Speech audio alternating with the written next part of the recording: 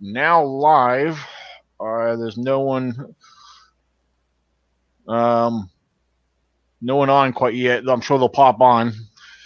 So, what I did do earlier when I was setting this up, I actually uploaded a few photos. Basically, they're promo photos of upcoming events, which I'll share them here in just a second. Um, let's see. Uh, uh, uh, uh, uh, uh, let's see. Let's see. I'm trying to do them in order. The first one, this one here is This event's coming up next month. I mean, this month. I'm sorry, next week. So it's one thing I want to do. I want to definitely share that. Let me take the banner off of here. I was going to say you would almost have it about right, but the first of the month's like 10 days out instead of 7. Yeah. so so while we're waiting on people to get on here,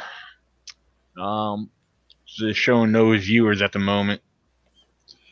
But I will share this. This is happening September 28th, which is just next week, next Saturday, actually, the fourth annual Bigfoot in the Park event. It's an outdoor festival, and they will have vendors and food and guest speakers, of course. And as you see, yours truly will be there attending that as a speaker as well, moi. And this is going to be they right there at the park itself. They have the Cryptozoology and Paranormal Museum. So I know several people are familiar with that location. This will be my first time going there, so I'm excited and looking forward to that. And tell you what, I'm gonna pop up and show another one, and then I'll show these again later. Next month, here we go, October 26th. This is the first annual. This is the first time they're holding this event. It's the South Carolina Bigfoot Festival in Westminster, South Carolina. They're basically going to have the whole town. From all the pictures I've seen, it's a good portion of the town's going to be booked up. There's several buildings that are going to be in use. They're going to have outdoor, indoor events. They got a building designated just for children. So it's going to be a children's playroom, whatever. They're going to have crafts and whatever for children. So yeah, they're gonna have like 3 different bands, if I'm not mistaken. So there'll be live music of 3 different bands, vendors, wow. food, and of course the guest speakers that I have on here, um, from left to right. And I know I'm gonna mess up names when I get closer to the end. But from the North Carolina Squatch Watchers, actually one more got added because there's actually 4 of them together, but 3 of them attending. The third one got added after this promo uh, got made. But there's Tate and Taylor Cook, and then you see me, Melissa George, Michael Cook, and I'm having a brain fart on this one here. I'm trying to remember the poor guy's name, and oh man, I should have looked it up. I was memorizing these names, but let's see if I can remember names. I'll pull it up here in just a second. Oh, me oh my. Now that's interesting. Yeah. Okay. All right. Let's see. Oh, here we go. This will be the names. Nope, wrong event. Pulled the wrong thing. I'll get back to it later. But yeah, as you see, these are the ones that'll be speaking. And I'm excited about this. I think this is going to be a huge turnout because one thing that's not on this flyer right here, they're going to have a parade. Um, yeah, and we're allowed to participate in that. We were told that we're welcome to participate to walk into the parade. Um, because the parade's going to be in the morning, and then as far as along with everything else, I think around between 11 and noon is when we all start speaking because there's a building designated just for us to speak. So now let me back up a little bit because this event's again on the 26th, but I'll be down there on from the 24th through the 27th, and I think we're going to be camping out a couple nights. Doing there's going to be a Bigfoot expedition that a few of us will be participating in. And then Friday there's going to be a dinner. They're going to be feeding us on that Friday, I believe. What I heard, we're going to have wild boar, so that should be interesting. No, that'd be nice. Yeah, you know what? I've always wanted to try. I never have tried it before, so yeah, I'm kind of excited about that because I love pork anyway. So, um, so yeah, there we go. We got that right there, and one thing I don't have on here, which I'll make the announcement, which is happening. Correct me if I'm wrong, Gary. Baltimore down in Beeville, Texas, is Sunday. having. Okay, it's this Sunday, the 22nd. Yes, sir. Yes, sir. Okay, awesome. September 22nd in Beeville County, Texas, is going to be a Bigfoot seminar. More of a conference. If you have a Bigfoot story, if you've seen a Bigfoot, come on down to this event. Gary, are you familiar with the actually location, the exact location for them to arrive at or show up at? It's the way I'm understanding. I'm sure Baltimore can correct us later, but I think it's actually at the convention center downtown in Beeville. Okay, now that you're saying something, because I've shared the flyer, I shared the thing around all over, and yeah, that sounds about right. I think you are right on that. I know they're going to have a Dr. John Morley speaking. I think Big Dog is going down and going to be speaking. Lupe Mendoza. Oh, nice. Lupe Mendoza is going down and going to be speaking, and a couple of more people he was saying, but it's going to be real. I wish I could go, but it's a little bit far for us. But right. Okay, yeah, here it is. It's the Beeville. Well, they have it listed as the Beeville Event Center, 111 East Corpus Christi Street. So there you go. If you are in Texas and you want to attend this event, go down there. Even if you don't have a story, go down and support these guys. Baltimore is a big part of this event, putting this together, along with I think people from the town as well.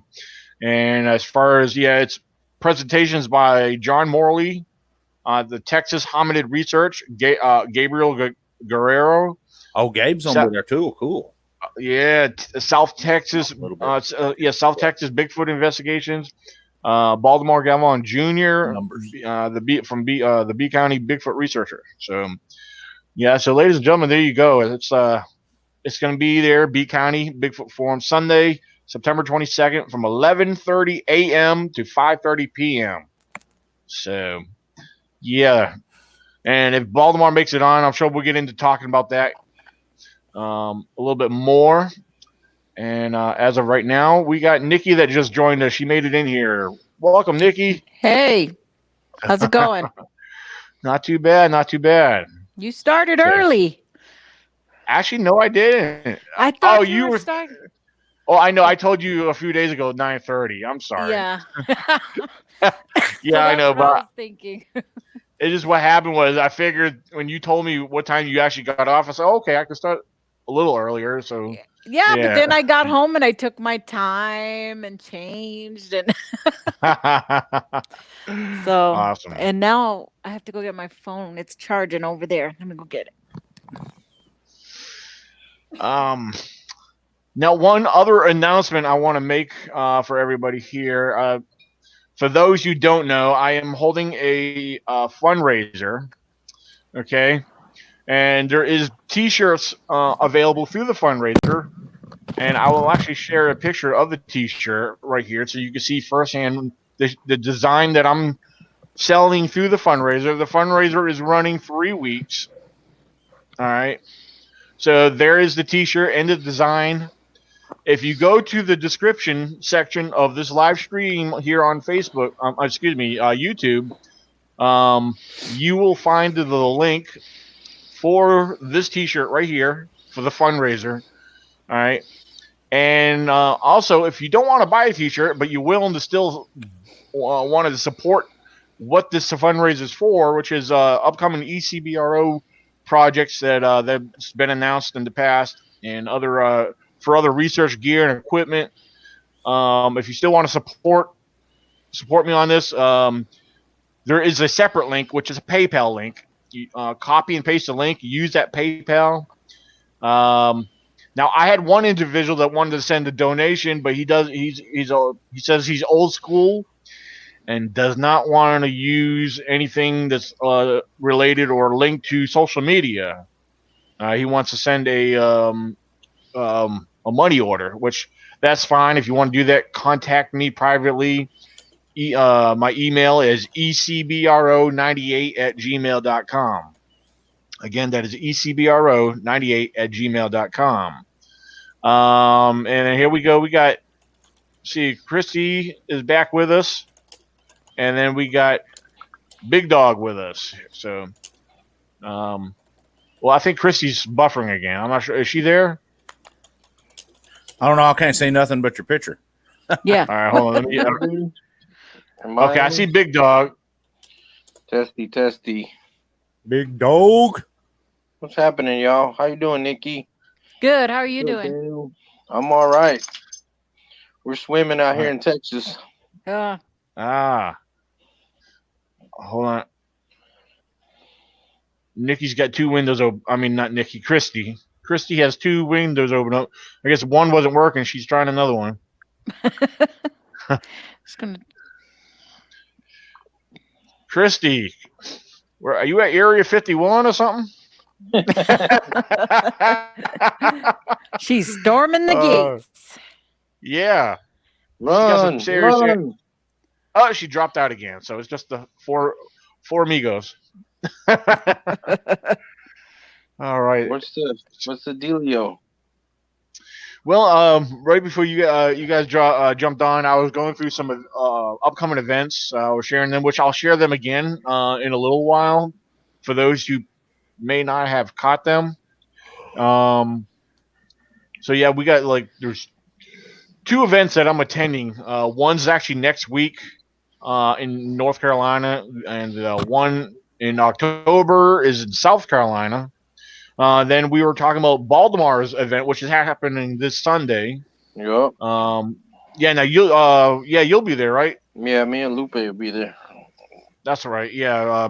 Gary was just mentioning that. So, if everything goes right. Yeah. Might have to have a boat to get there. No, well, it's not raining on their side, just on the northern side of Houston. Yeah, that's what I heard. I heard Houston. Yeah, somewhere around Houston. That's what I heard that on the radio the other day. And then when I got home that evening, that's when I saw Joe's video. Yeah.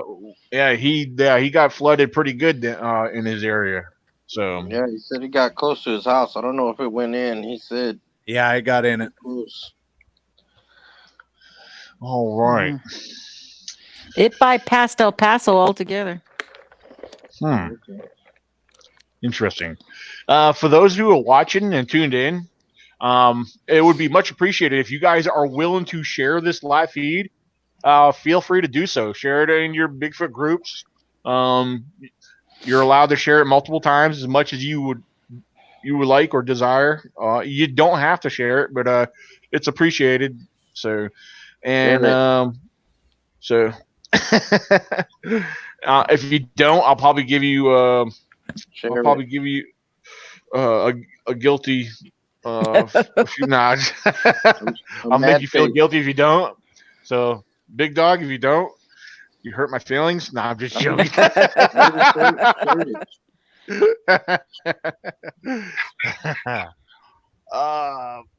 Let's see. Okay, let me go share it around. See what we can get going here tonight. All right, Dinobot said, "Hell yeah, boom time. We got the game back together." And then he said, "Hound." Then in another comment, he said, "But no one knows who Hound is." LOL. I don't know who Hound is. Yeah, that's kind of a new one for me. I'm not sure who Hound is. Hound Dog? I don't know.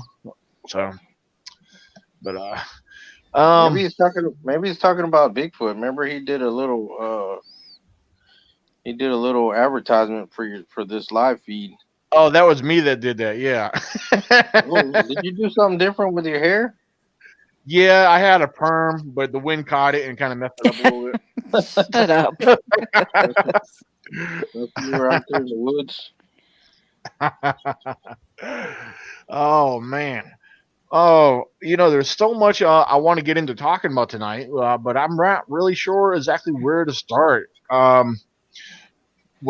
me start off with asking Nikki. Now, Nikki, I know you've been sharing some links around and some videos, if I'm not mistaken. Between that or anything else, is there anything that you've come across that you would like to talk about?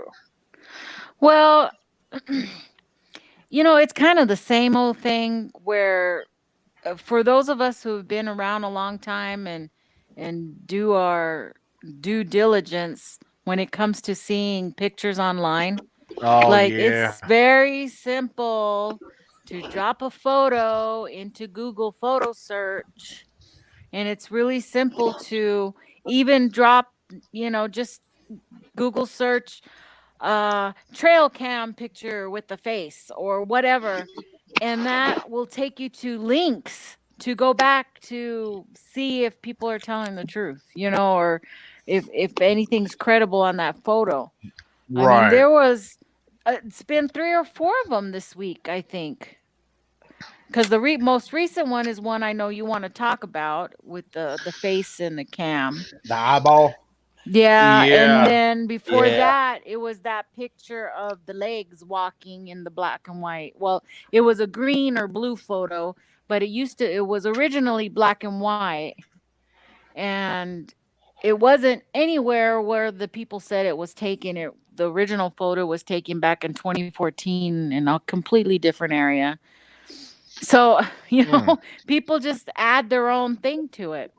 right. And but it's not hard to determine. I know there's a lot of people with some good photos out there, but most of this stuff, if somebody says, "Oh, I saw that 5 years ago," if they've Yeah. seen it, then go look cuz everything is online. Yep. Everything is there. And it does not take that long for you to double check a story on a picture. Yeah, One of the great blessings of the World Wide Web. Right. I mean, sometimes it can hinder you, but it really doesn't take that long, and all I had to do was say, nope, this photo was from 2014. It was from a completely different state, you know. Uh, just like remember the boy with the Native American boy who took the picture of the Bigfoot with his laptop or his iPad. Oh, yeah, yeah. That one came around for a little while again. That was from way before, and they were calling it someplace in the states. Well, that was taken in British Columbia, Hmm. the mm, original one. So it's just crazy how some people try to bring up and say, "Oh, look at this! I just found this," and it's like, no, Or, you may have just found it, but it's been around for a long time. or they try to mm. claim it as theirs. Yes, there's been several like that, and even Daniel's run into those. So Yeah, one of them wasn't that long ago. right, and About the track. Yeah, the Yeah, the track one. Indiana track. The guy said it yeah, from Texas and it ended up being from Indiana 2016. Yeah, Illinois is what I Illinois, read. yeah. Yeah. So, um, but yeah, briefly, if you guys don't mind, I mean, it's been all over Facebook, and I'm sure a lot of people are probably already tired of it. So, but briefly, if we could talk about that eye just a little bit, that game cam photo. Now, I have seen a lot of people speculate, share their opinion, saying people say it's a cat. I've seen people say it could be a canine.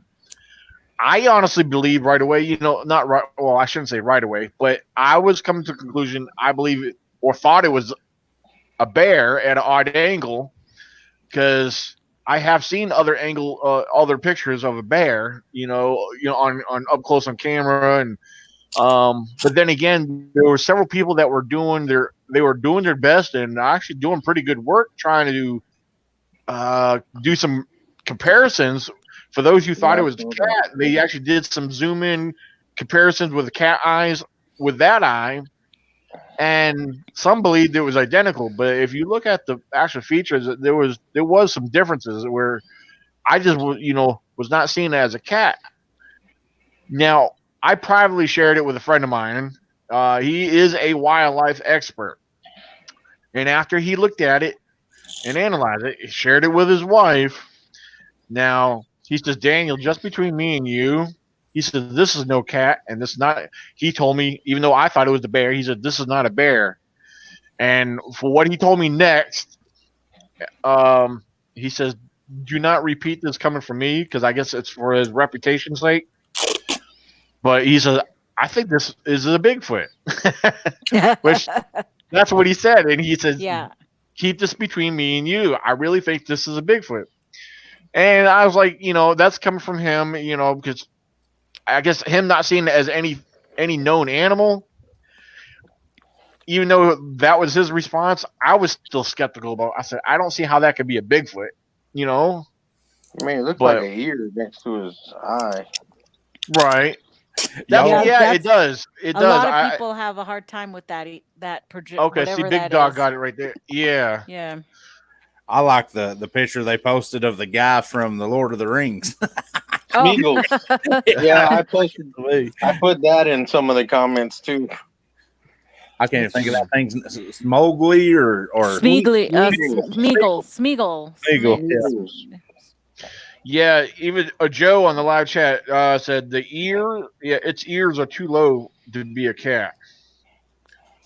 Then again, some cats do lower the ears, and some of them do have them hanging down on the side if they have big enough ears. Have you ever seen like a mountain lion, more or less showing an aggressive look?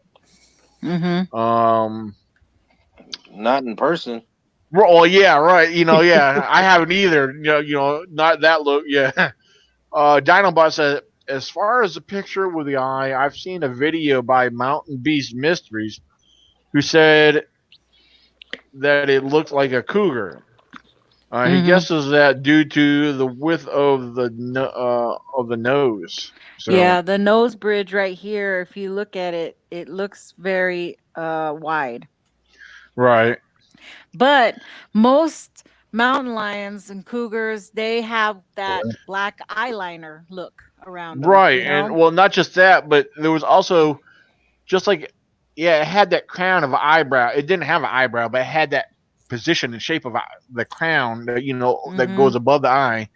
The other thing I thought would be noticeable, being that was a trail cam photo, if it was a cat, if anyone who's looked at enough photos of cats, especially a mountain lion or whatever, wouldn't there be eyelashes? Because I mean, not like what I mean, how a cat has those kind of right there where the eyebrows are, there would be lashes, lashing out.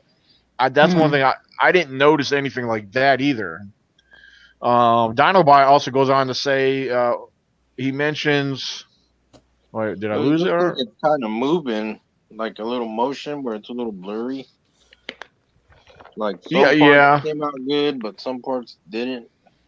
Right. Yeah, depending on the trail camera too. Some trail cameras, depending on their resolution settings and the strength of their megapixels. I mean, I'm not sure. Yeah, because I noticed I've had really nice looking photos in the past, and some of them do come out blurry. So yeah, trail cam photos are very, if the word controversial is the right way to put it. Well,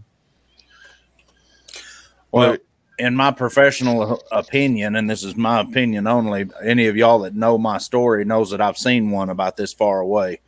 And if that is a Sasquatch, it is a juvenile, because a full-grown Sasquatch has a protruding brow. Yeah. Every report that I've ever taken, my experience with seeing the one that I seen, and this thing does not have a protruding brow. So if it is, it would have to be maybe a juvenile, to where they have maybe they define brow as they get older, or maybe a female. But yeah, another thing too, I've seen mentioned. One person was arguing the point that it was, this is one of the other many people that were trying to say it was a cat, but the photo, they said the photo, not the photo itself, but the cat's head was actually upside down. So I try to look at that. That to me, again, the reason why it did make sense when I was talking about the crown, like where the eyebrows would be, like you could tell which one's almost the top of the eye and the bottom of the eye. It's very. Overall, I guess it's safe to say that it's inconclusive. did we ever get a location on it? Did somebody tell where it was at? Georgia. Everyone who shared it gave credit that it was from Georgia. So that's what it looks like upside down. Pretty interesting. Yeah, it's definitely interesting. What intrigues me is the jawline. Yeah, the neck looks like a forehead now. Well, if you look at a cougar's face, how their jawline comes down, it does have that shape to it. And now I also, a cougar's hair is short like the image. Mm-hmm. Also, a bear's hair is short like the image. You know what? If you look at it upside down, that bridge of the nose. Let's see if I can do it without. Yeah, because a cat, a cat and a bear, they both have. But the cat has more of that outline ridge of the nose, like the protruding snout, cat snout, and like a bear has a snout. I'm gonna brighten up my screen a little bit. I'm gonna try. Always trying to save battery. Mr. Daniel, would you hit a button for me, please? Would I do what? Hit a button for me. What button is that? Should be a share screen. Oh, I see. Wait a minute. You talking about? There you go.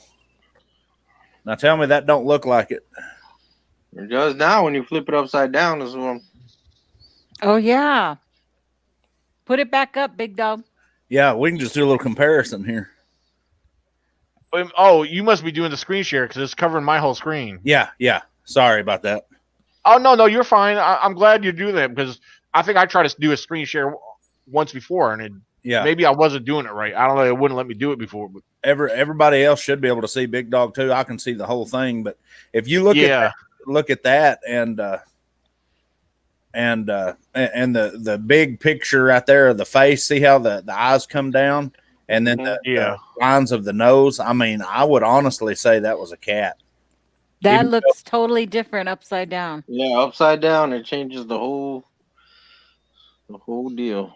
Yep. Now I can see the black down there. Yeah. And if a cat was coming down a tree, I've seen cats come down, head first. It might have tripped it that way. Yeah. Right. The other thing that baffles me too, because I was looking at the eyes of that cat, the larger picture in that image you should you want me to share it again, Daniel? Just brief, real brief.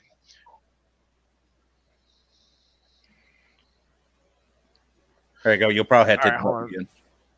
Gary, I'm gonna send that picture to you. All right. Yeah. If send that image to Gary. All right. Gary, is there any with the larger picture right here of showing the whole face? Could you do a split? I can sure try. Okay, yeah. When you get the image from Big Dog, I think that'd be great if we could do a split shot, split image. I'm gonna remove. Okay, give me a few seconds, and we'll see what we can do. Y'all keep okay. Sorry. Yeah, because I want to. Yeah, if we could get a good clear shot of that eye, the mystery eye, with that cat face. Well, get the eyes close, side by side for a comparison.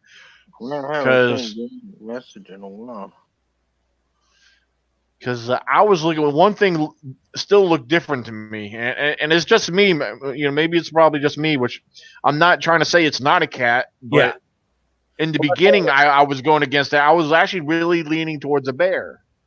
And I mean, I have no problem being wrong, but I made a blog about it being a bear just to try to shut people up. But because I was really thinking it was a bear, because I have seen odd angles of bears on trail cameras, and to me, it looked no different than any other, weird bear. Because bears get up and close and personal with cameras. Well, when you look at it upside down, I mean, I've had deer do that. What if that's a deer? I mean, that could be a weird position, a weird angle to catch of a deer. yeah. Then again, I know that's kind of odd. Yeah, talking about deer on trail cameras. When we're talking about, a lot of times we ask that question: could Bigfoot hear a trail camera? Well, I think it's safe to say yes. For those who may, a lot of people believe that, and I'm starting to lean more towards that being true. And as far as not seeing the infrared or seeing it, I recall the incident. I think I still have it on one of my SD cards, but I have a trail camera. It's a real cheap one, and I got a real good one. But the cheap one, I had that down on the ground, just up against just underneath a old rotted stump on the edge of this small grass field. And in the video, I had it set on video mode, and I had a small deer less than 2 feet from that camera, just going about his business, standing there eating the grass right in front of the camera. Yeah. And right when the camera, I guess, activated, because I've held the camera in my hand and heard it go off. You can hear the click. So, being a cheap camera, you could hear the click. But as soon as that click hit, that deer bolted out of there like lightning. So yeah, animals can hear this, even if they're more quieter to where we can hear it. They have, you got to think it's a lot of these animals having their senses are enhanced compared to us. So, but as far as them hearing it, yeah, to me that kind of proved, wildlife could hear quiet sounds, So, Daniel, I think I'm ready for you, my friend. Okay, great. All right, so let's take a look at this, see what we got here. Okay.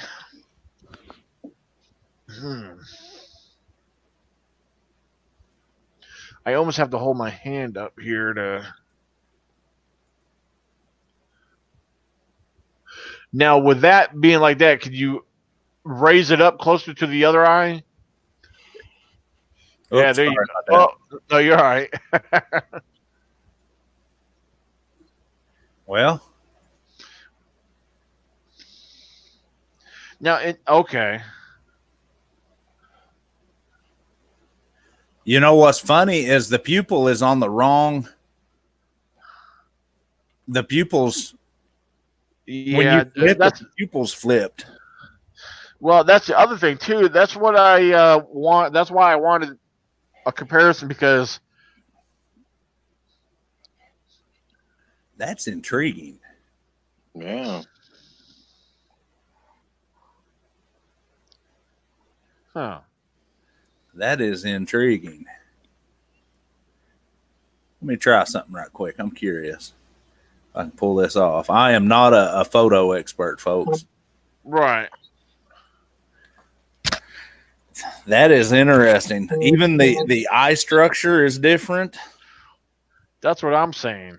Now, yeah, when it's upside down, it looks more in that cat-like position with a slant.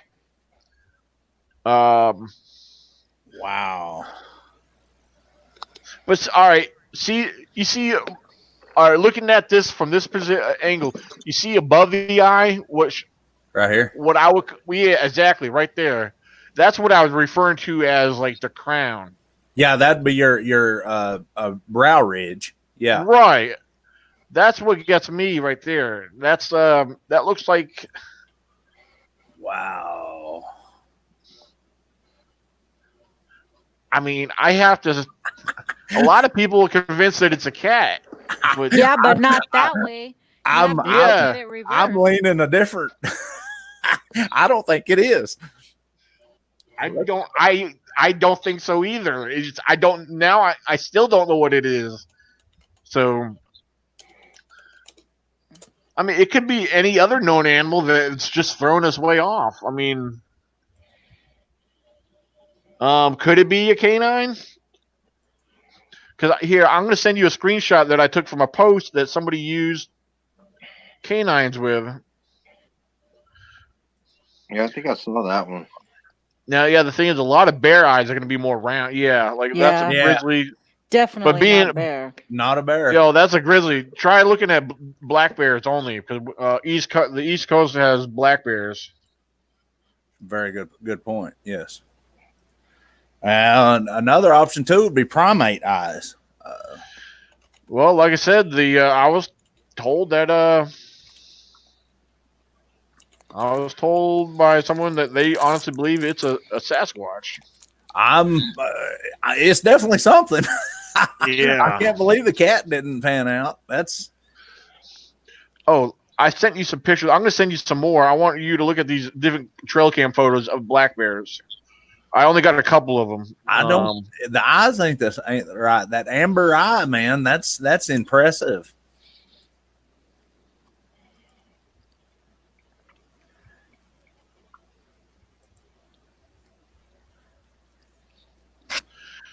I'm curious. Wait just a second. I've seen an eye like that before. Hey,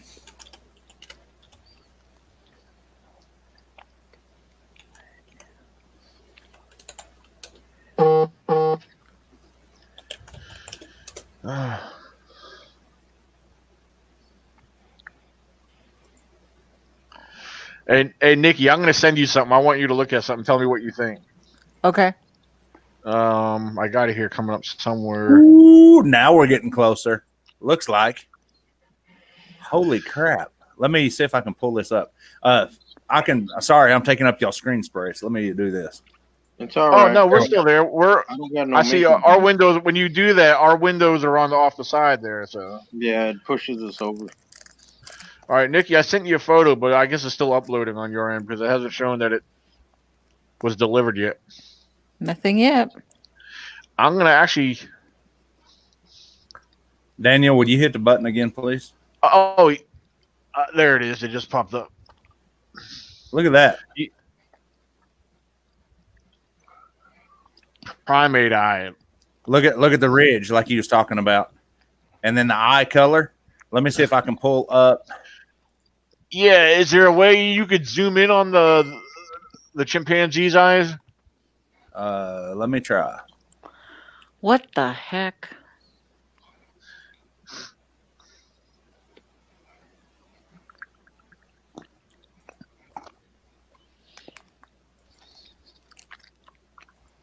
Get down. Yeah, Nikki, that's who it belongs to. That's also his profile picture too. No. But yeah, Nikki, that picture I'm gonna send it to Gary. Oh my god. I don't know. This is supposedly a Bigfoot. But you know what it looks like to me, Nikki? What does it look like? I'm gonna send. I'm surprised you haven't figured it out, because somebody else, as soon as I shared this with somebody, they figured it out. Well, they didn't figure it out, but they agreed without me even saying nothing that it looks like this right here. Oh, hold on, it's uploading. Really?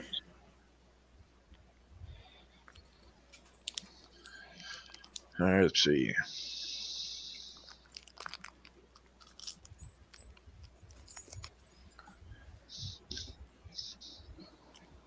There, I sent it to Gary as well. But... Huh. Oh, I might need to. Why is it still sharing? There we go.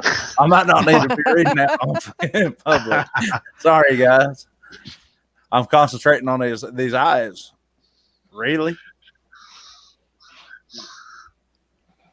How come everybody's in on the joke and not me? Ow. Oh, hold on. I'll send it to you. I'm sorry. Is it a picture of me? The bear eyes are intriguing, Daniel, but it still doesn't have that. It doesn't have that brow ridge that this thing has. Right, and plus the other thing I noticed, the bear eyes don't have the pupil. Yeah, I think we're.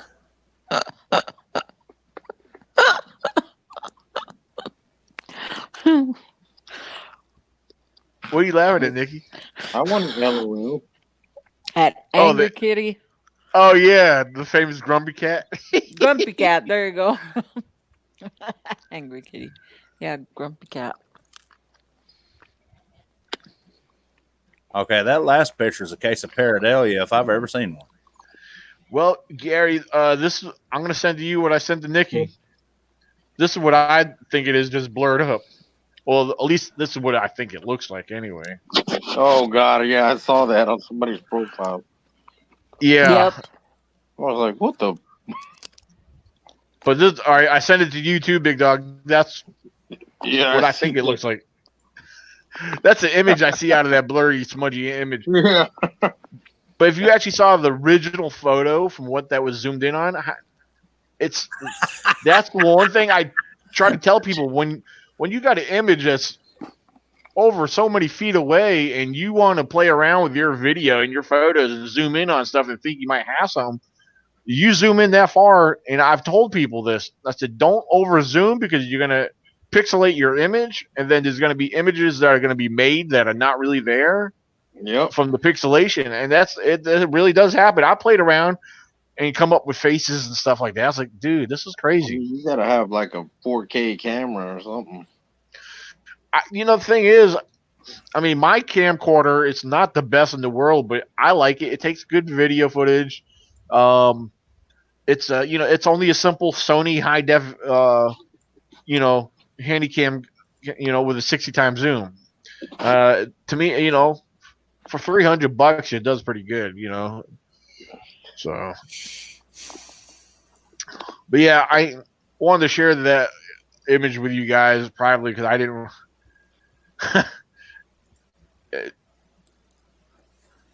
I don't want to mention the guy's name because I haven't had no dealings with him in a while. Yeah. Yeah, for all you folks out there, it wasn't it. It's just cases of pareidolia a lot of the times. Matrixing and pixelation happens on pictures when you zoom in. And you guys all know that I'm a big time skeptic on photos. Because if you have to alter your image to have other people see what you see, then it's probably not. I mean, you can be there physically and see something moving and have it and take a picture and you end up with a crappy picture.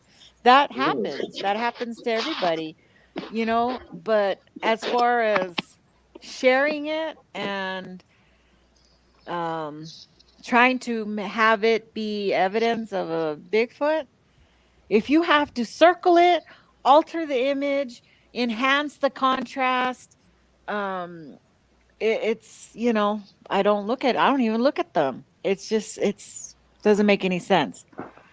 Right. Folks, you're gonna laugh. What? You found something? It's a porcupine. What is it? I'm not a rabbit. A rabbit. Nothing. I'm just going to show it if I can pull this off right quick. Let's see. All right, let me know. I'll when I see your extra screen pop up, I'll.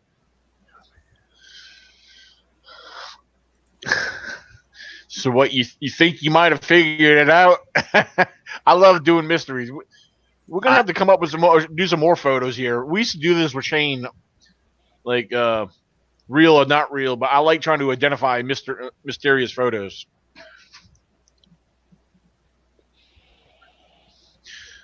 That's something.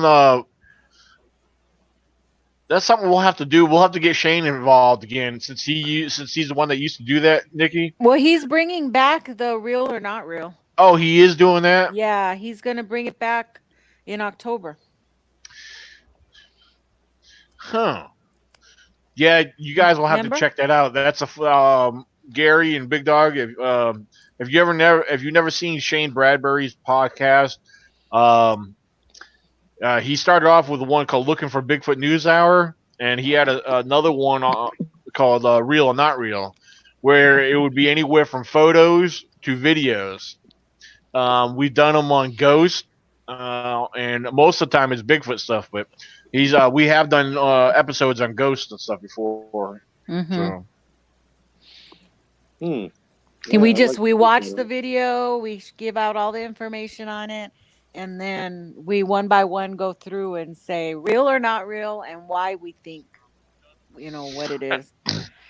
and one thing I learned about Shane, he's good at actually digging down and doing some searching and coming up with stuff fairly quick. Mm-hmm. On He's I very believe quick. he's actually he's good at debunking a lot of that stuff. Yeah. Because he's Daniel. actually found like the original source and everything. Yeah. Would you hit the button, please?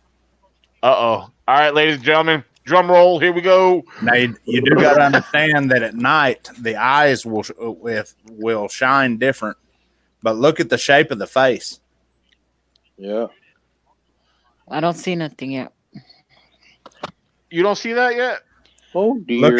Look at the brow ridge, and this is just one of the first ones I pulled up. If the ear was folded back and the head was turned a little bit. No, is that a deer or a young cow? That, sir, is a cow. Ooh. And what's funny is a cow's eyes, if the camera flashed at night, the cow's eyes will literally reflect out amber like that. Of course, y'all have all seen cows' eye shine. Now, here's a stupid question. As much as I've been around cows, you think I would know this because, I mean, I got cows. I could walk and pet a cow, out my backyard or walk across the road. But I've been around cows most of my life, and the one thing I need to know, which I'm dumbfounded right now. But now, correct me if I'm wrong. Most of the time, an eye of a cow, they're usually pretty dark and solid looking, right, without any pupil. That in the daytime, but at night, if you shine a light into a cow's eyes, the rod cells reflect, and it'll light them up like this. Let me see if I can find a picture of one right quick. Yeah, especially. Maybe get a little bit more. That picture of the face of the cow you got is like a straight look. Yeah, which their eyes, as we know, they're more on the side. So what if there's maybe a different position, like where the cow side of the cow's face?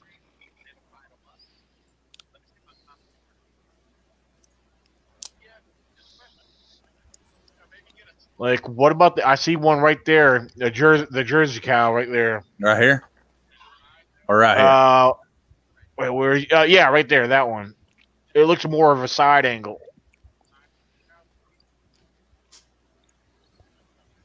I don't know. It's intriguing. I mean, that's why I'm trying to get a visual of it up close. But what gets me is the coloration. And I mean, if I could rotate this, it'd be nice. But the brow ridge, that you was talking about is, I don't know. It could be a deer. I mean, you never know. It really doesn't look like the face, and this is just in my opinion. Of course, I've never been face to face with the juvenile, but it doesn't look nothing like the face that I seen. The face that I seen would terrify Jason Voorhees. It doesn't look anything like the face that I seen. Hold on, let me look. There's another image, another animal that I'm thinking about that I know has pupils, and the thing is, we got to keep in mind this camera was supposedly on the ground when this image was taken. There's one animal and they're pretty small, but the thing is, this animal, we're assuming it's an animal of some sort. It was up close, so it appears that it was a larger face. But let me look at something. And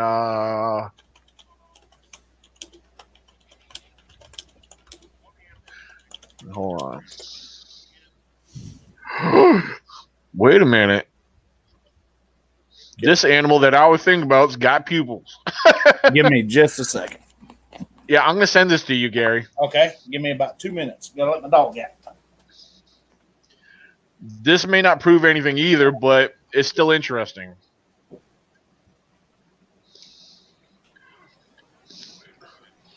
I still think it's the cat.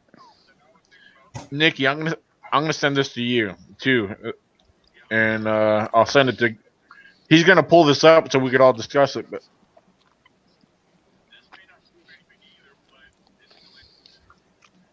all right, till he gets on there, I sent it to you too, big dog. All right, cool.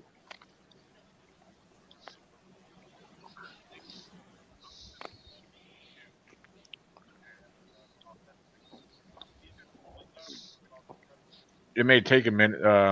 The Do upload you remember for you the guys. other face one that came out, and it was the dog eye? Oh yeah, like a husky. Yeah, Yep, I remember that because and people were all over that one saying it was a Bigfoot too, until yeah, the guy came forward and said it was his dog. Yeah, but we found the image. Remember, we found an image that lined up identical to it too, and that matched it exactly what it was.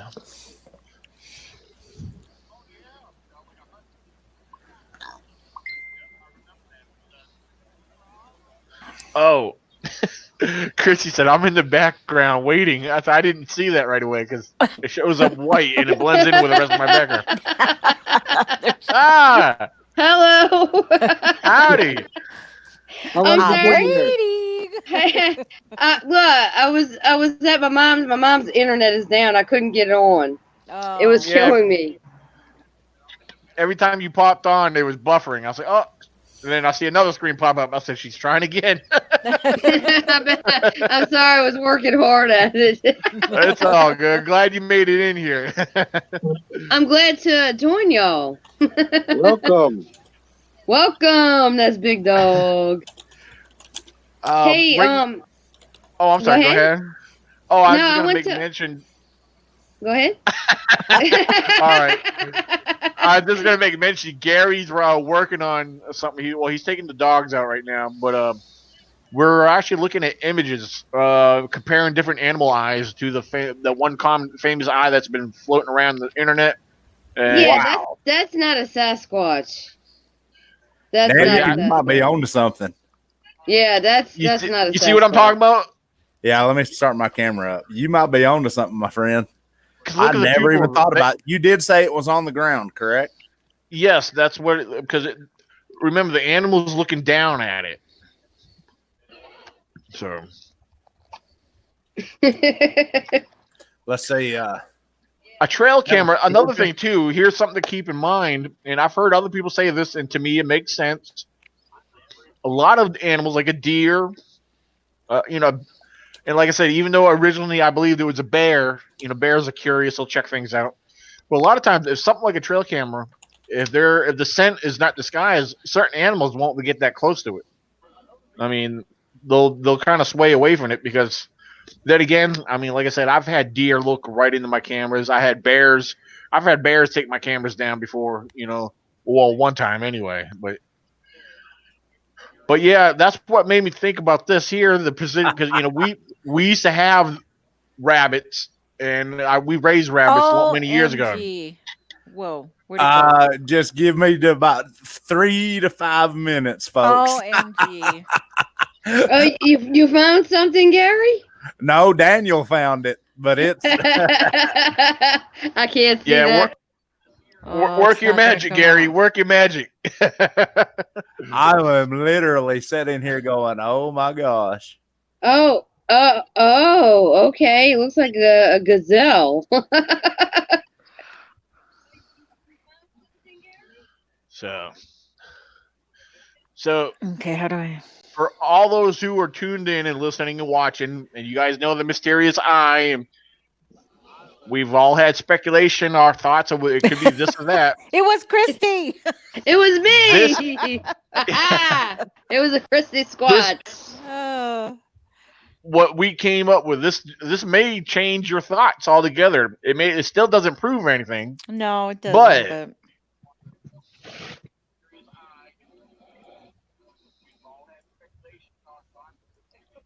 oh, I got a little story. I got a little story to tell y'all. What? Oh, go ahead.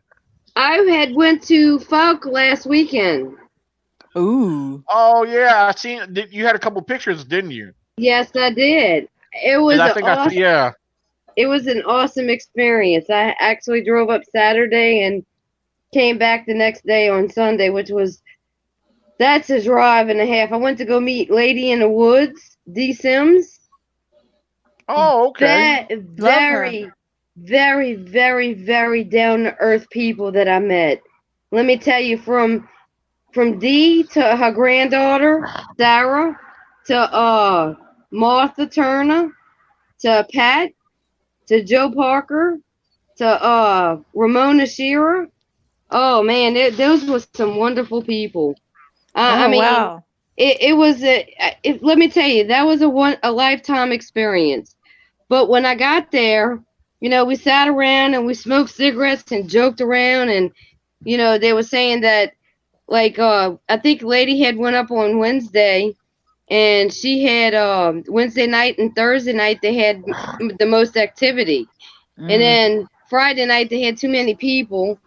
So when I got up there Saturday, when it was getting dark, because I arrived like 15 minutes before it got dark, and I got lost, and I'm like, I don't know where the heck I'm at. Please, somebody come find me, because I don't want to wind up with the Legend of the Boggy Creek Monster. Right. So for the duration before we went to bed, I heard a single wood knock, and then we was out there. All of us were whooping. We were going whoop, and Joe Parker was going, oh, like she sounded like a deranged Tarzan. But God. But we heard a whoop, and then this is where the fun begins. Everybody went to bed except for me and Pat. And I believe some other lady was there. I didn't really tune into her too much, Yeah, she wasn't good company. Another story I have to tell. But we was out there talking. We can hear like noises in the back because where we had our tents at, because they had like I think 4 tents in a trailer, and we could hear like stuff going on the back, and it's like about 1:30. It's like I'm gonna go lay down and see what happens.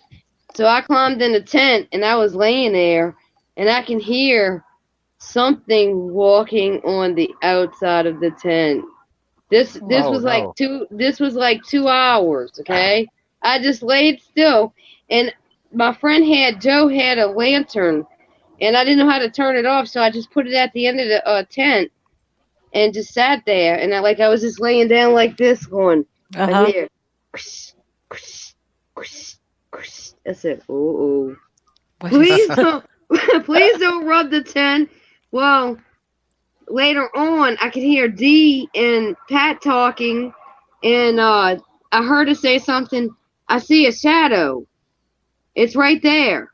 Well, come to find out, she said that there was a shadow that was coming up to the side of the tent where I was at, and I could feel. I had goosebumps on my arms. I could feel the sensation of something being right out there. And then Dee said she saw a cone-shaped head. Because what it was doing, it was coming up close to the tent and it was backing off. And it was coming up close to the tent and it was backing off. So, but I got a real good picture, and I need somebody who has good software to somewhat clean up because it looks like a face and everything. Oh, wow. And that was the next morning. Well, when you get a chance, send it to me if you don't mind. I like to take a look at it. I got software I haven't messed with in a long time on my laptop. Okay. But, I'll try first on my phone. I got a couple of apps on here I can play around with, but I'll try first on my phone. If not, I'll try on my laptop. So that's what I tried on my phone. I tried it on my phone, but it's too the pixelation is, I'll send you the original and then I'll send you the one that I fooled with. Yeah, because the app I have on my laptop, like I said, I haven't used it in a long time, but there's enhancements and where it sharpens up the image. It's supposed to eliminate the pixelation. So. Oh yeah. And then I got a picture. It looks like a three-toed footprint too. Because really? Yeah, because where we was at, they had like a boat launch, and they draining the swamp that's right there because they getting ready to add. Now, just keep in mind, these people that stayed out there didn't take a shower for like, let's see, Wednesday, Thursday, Friday, Saturday, for 5 days. Whoa. No bathrooms, no running water, no electricity. You know what I said? I love you, D, but I'm not staying out there with no restrooms to take a shower. I ain't gonna smell like a stinky Sasquatch. I can't do that either. I got to shower. Yeah, I mean, go ahead. Oh no, I was just gonna say, the shadow that was lurking on the outside of your tent. I think he was just waiting for an invitation to come in. Yeah, I don't know what he was doing, but they seem to think it was juveniles because that Wednesday night she got a few howlers on recorder, and also they can hear him running in between the tents and stuff. So cool. Yeah, that I tell you what, I have been meeting some awesome people in the Bigfoot community, and I know there's a bunch of idiots out there too, but man, let me tell you, that was an awesome trip. You see, when people put stuff together like that, meet and greet stuff, Yeah. if it's close by, if it's less than 5 hours, I could drive it. But if it's more than that, it's too much. Now, I mean, you're in the southern part of Louisiana. Yes, I'm in New Orleans. I'm on the outskirts of New Orleans. Now, about 45 minutes from the Honey Island swamps. Oh, okay. So, how far would like South Carolina be from you? Well, my daughter's grandmother lives in Fort Mills, South Carolina. Is that the southern part? What part of South Carolina is that in? The southern part, or? It's close to Charlotte. Oh, okay. Now, the only reason I was asking that because October 26th is the first annual Bigfoot Festival in South Carolina. It's happening in Westminster, South Carolina. Okay. Which is Oconee. The county is called Oconee. No, but it's Westminster, South Carolina. Yeah, I'll be there from the 24th through the 27th. So. Okay. Yeah. The only problem with that is that's my grandson's birthday, and my daughter's birthday is Halloween. Oh wow. Yeah. Yes, I had a witch that day. And she still is a witch. So, well, my mama said the witch was born, and then came the warlock. Yeah, I showed these earlier. I figured, well, right before we pull up the what Gary's got going on, I was making this announcement when we first started. This is happening next Saturday. This is in North Carolina, the 4th annual Bigfoot in the Park Festival event. Again, it's happening at Medoc Mountain State Park in Littleton, North Carolina, and also at the Cryptozoology and Paranormal Museum. As you see, there's guest speakers there, and I'm one of the guest speakers. This event is put on by Stephen Barcelo, and so it's I'm excited for this to come up. And then next month is the one I was just telling you about right here. In South Carolina Bigfoot Festival, Westminster, South Carolina. It's happening October 26th. There'll be outdoor and indoor events, live music with bands, vendors, food, and of course guest speakers. And the Squatch Watch, North Carolina Squatch Watchers will be there. I will be there. Melissa George, the Carolina Crypt, she's part of the Cryptid crew. And Michael Cook from Kentucky, and these 2 other gentlemen. I have a bad time. I remember their names from earlier when I was trying to announce them. One's the guy in the top far right. His name is Steve. I can't remember his last name, but that's as far as I got. So, but anyway, I wanted to announce those. And Gary, I think you're ready for us to show this comparison. For those who may have joined us a little late, we were comparing eyeballs with the mysterious eye that's been floating around social media. So, Gary, you ready for me to pop this up? Whenever you want. All right, here we go. That's a deer. I don't think that's it.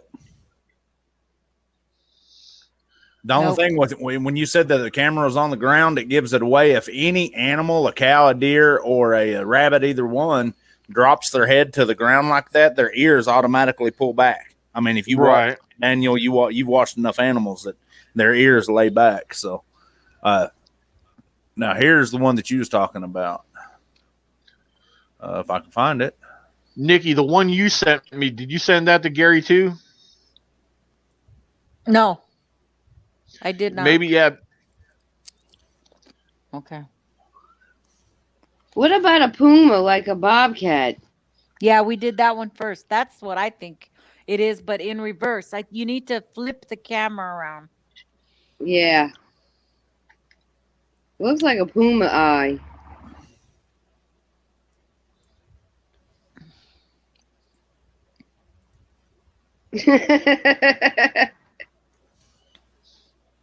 It's a Christie eye.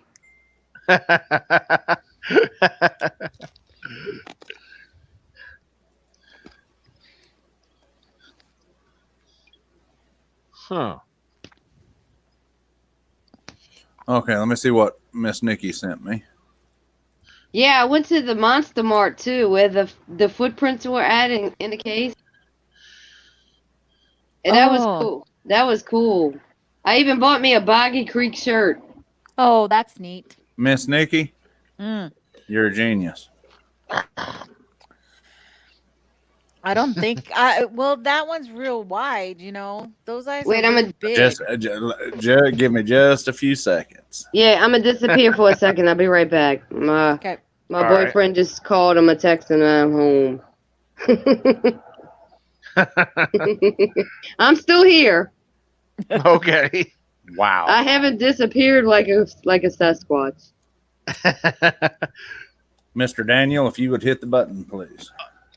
All right, waiting for it to pop up. There we go.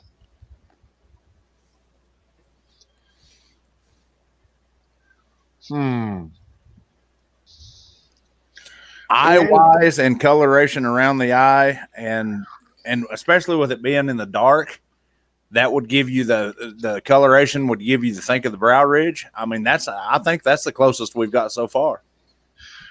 Now here's another thing. I don't know. I don't think so. Here's another thing now that would eliminate the rabbit that I'm noticing here. And look at the mystery eye. It's got the white eye. It's showing the white of the eye. That's something else we got to consider too. Now I just thought about.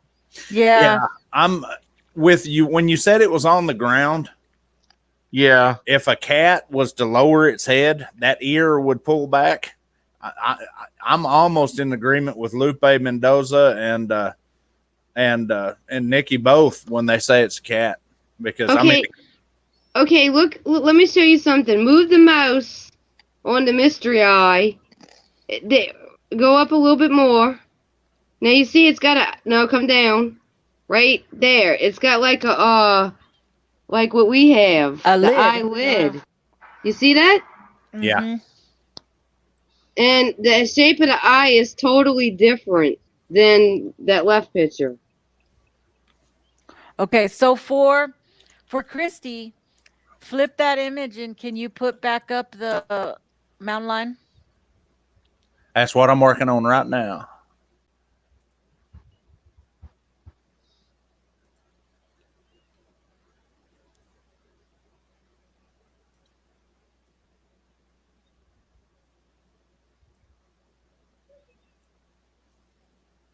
Very close. But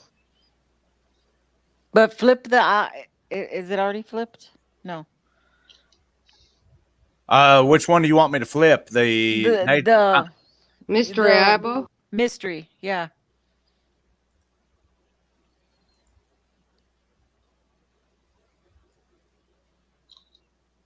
Oops. Sorry. Yeah. Yeah, you see that? You see that? Yeah. And then the ears pinned back. Yes. Let me try. Yeah, that looks like. Let's try something real quick. How's that? Is that better? Dang it. Oop. I am not a graphic artist. Oh, come on now. Everybody can be techie. You know, even the lines on the like in here would even show the nose. You know, the nose coming down. Yeah. Yeah, that See looks. the whites here? Look Yeah. Okay. And then the Okay. definition here. And then the definition here. Of course, you know, this is a daytime video and this is a nighttime. Yeah. Yeah, Now, on the live. let me ask you a question. Can you look up a puma? That is, I did. That is a puma and a cougar is the same animal. Same thing. Yeah. What about a bobcat? They're gonna be. They're a little bit different. Yeah, I'm just curious to know if you could pull up a bobcat picture.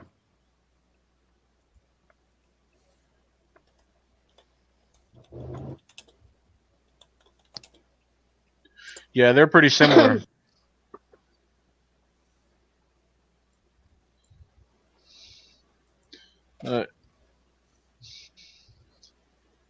Because their eyes are similar to humans in some ways. Ooh, there's a good one.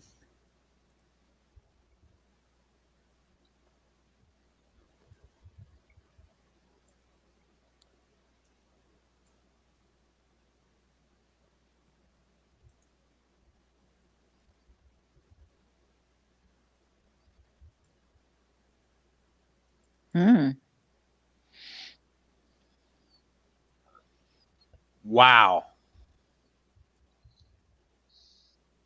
Let me see if I can find a close up of a better one. Now, Gary, I sent you a couple other cat pictures with their eye kind of zoomed in a little bit of their eyes. You can take a look at them and tell me what you think on them. Okay. Let me click out a bunch of these.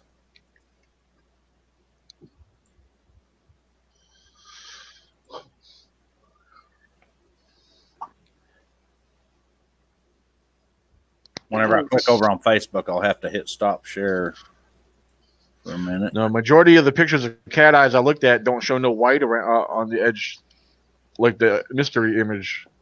Yeah. Wait, let me see something. I'm a hold on. I'm gonna disappear again for a second. Let me see.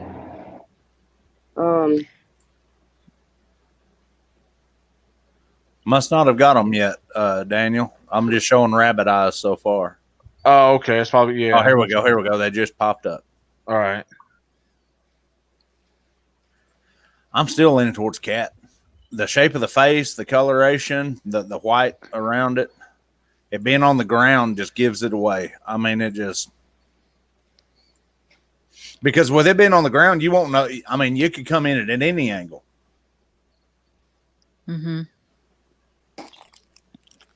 Nikki, I totally agree. It's interesting. It's still a very interesting photo. Oh, yeah. You know, I mean, there's still little bitty things on there that just don't match up, you know. Well, and the thing of it is, too, is like y'all was saying, though, the different cameras would have different aspects. They could have edited in post-edit after they took the picture. They could have changed a lot of things. I mean, there's some folks that can do some crazy stuff with Photoshop. Yep. Yeah. See.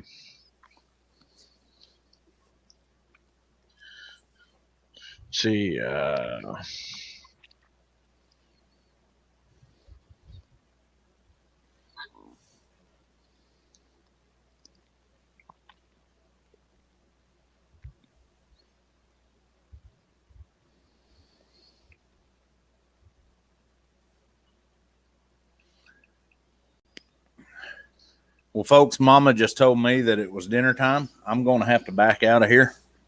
and go. It's Friday night, a special night for us. I'm gonna have to take a eat early. Goodbye, my friends. Well, no problem. Well, thank you for. I really appreciate you coming on. We have been on for an hour and 15 minutes, so we'll try to hang in there for for a little while longer. Probably another 15 minutes or so here. I just now realized that we lost Big Dog. Big Dog dropped off here. So we shall see y'all later. Thank you, guys. Okay. Thank bye, you, Gary. All right. So, Christy, you this is a location where you can't. By any chance, during the day, did you guys try to look around for any? No, you did say something about three-toe tracks, right? Yeah, I found a picture. I took a picture. Like I said, they had a boat launch that went down, and then they had mud and gook and stuff. Like, oh, there's Big Dog. He's back. I don't know what happened. I popped off and it wouldn't go back on. And He's trying. It must be the internet tonight. But they had the boat like a pier walking out into the swamp where you could take pictures and stuff. And I happened to look down and I seen the shape of the. Like I said, it looks like a three-toed print. I couldn't get down in there because it was so far down. Mm. So I was able to take the camera and blow it up. And well, you know what's intriguing about hearing that? The legend of the Falk Alcazar monster was considered a three-toed Bigfoot. Yep. Right. Yep. That's interesting. Yeah, and we was at Alex Smith Park is where we was at. Like I said, it was 5 hours and 47 minutes from here. And wow. I was trucking too. You know? Wow. Oh, you were trucking. I thought you said you were drunk. No. I was flying when I get to my destination because like Big Dog, I used to live in Houston. I lived there for 7 years and I was coming back and forth, you know? Oh. So I got used to I-10, but going up that way, well, let me tell you, there's a part of Louisiana that's creepy. It's called Bunkie. Oh. Bunkie. No, Bunkie. Yeah, Wow. we had a thing down here with this other group that's from here. It's called Louisiana Ladies and Mississippi of whatever. They had like a little thing, and me and Scott had went out there at Chico State Park, and that's when I told you I got attacked by red bugs, the chiggers. Oh God. Oh yeah. Yeah, I was infested. My poor legs were tore up bad. But when we went out there, I just got bad vibes from that area. And it just seems like that one area from Bunkie all the way past Bunkie. That's where what's his face had his encounter. What was that guy's name? I'm bad with names too, so don't feel bad. I can't think of that poor guy's name, but he had an encounter of a Sasquatch crossing the street or something. I mean, there's so many stories, you know. You get there's a lot. Yeah, well, I was taking the bath and I saw a Bigfoot waving to me from the window. You know, I'm like, okay. Oh God. Well, talking about stories here in the state of Virginia. It seems like Bigfoot encounters, experiences, and sightings is actually starting this time of year. I'm starting to hear reports of people either experiencing something Bigfoot related or seeing like the most recent one I had posted where the lady was driving home about 2:30 in the morning and saw a tall humanoid figure walk out of the cornfield and cross the road. And it wasn't close enough for her to get a good look, but she did notice that it was taller than the corn stalks, and it was of course it was a dark image. She was able to make out the image, but not see details to what exactly it was.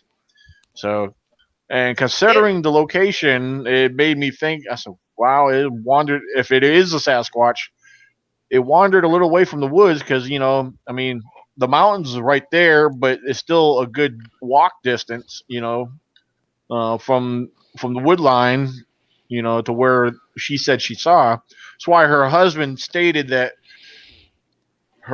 she said, well, my wife had a possible sighting in a weird location. When he told me, I know the location, I know the exact location.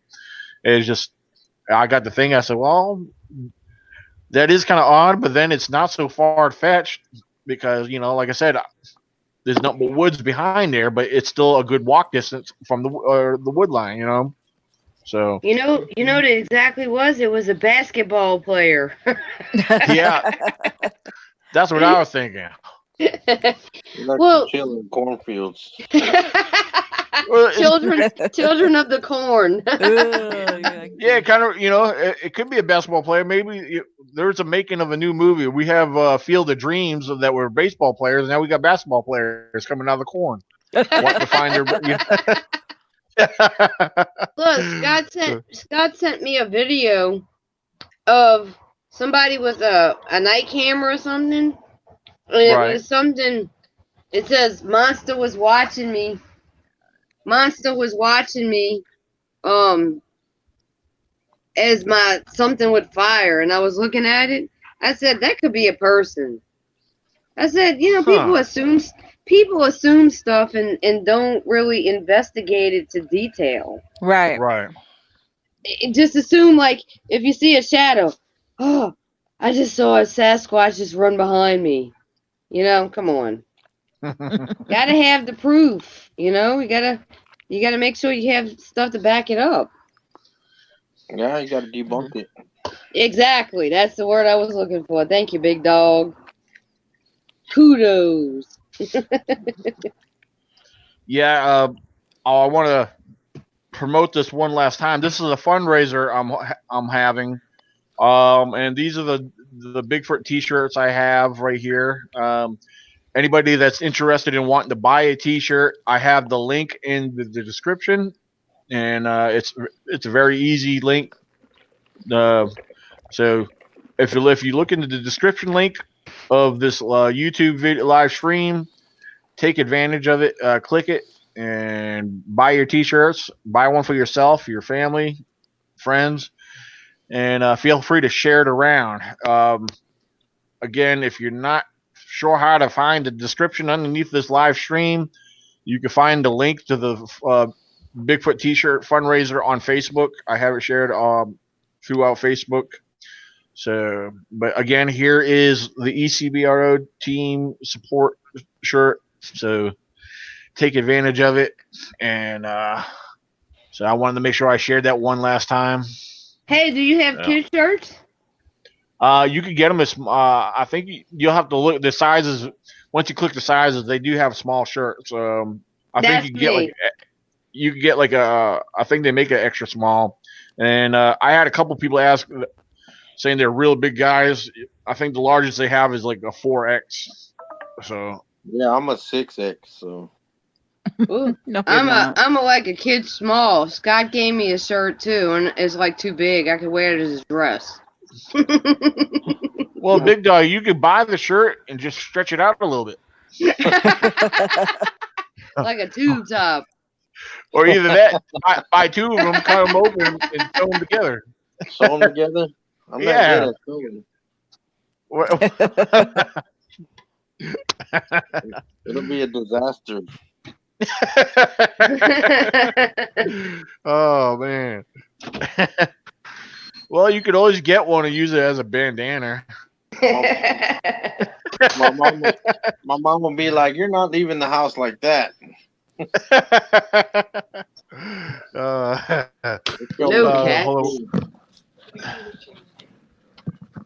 Now I'm gonna show you. I bought a Boggy Creek shirt. I'm gonna show you how big it is. Hold up.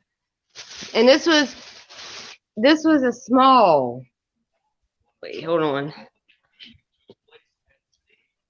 I'm gonna get one of your shirts. I like that shirt. Oh, cool! Thank you. No problem. Yeah, I actually bought two for myself. Well, one from I got I bought 2. Even though it's my fundraiser, I can still buy my own shirts. So because that's the only way I'm going to get one if I buy them myself.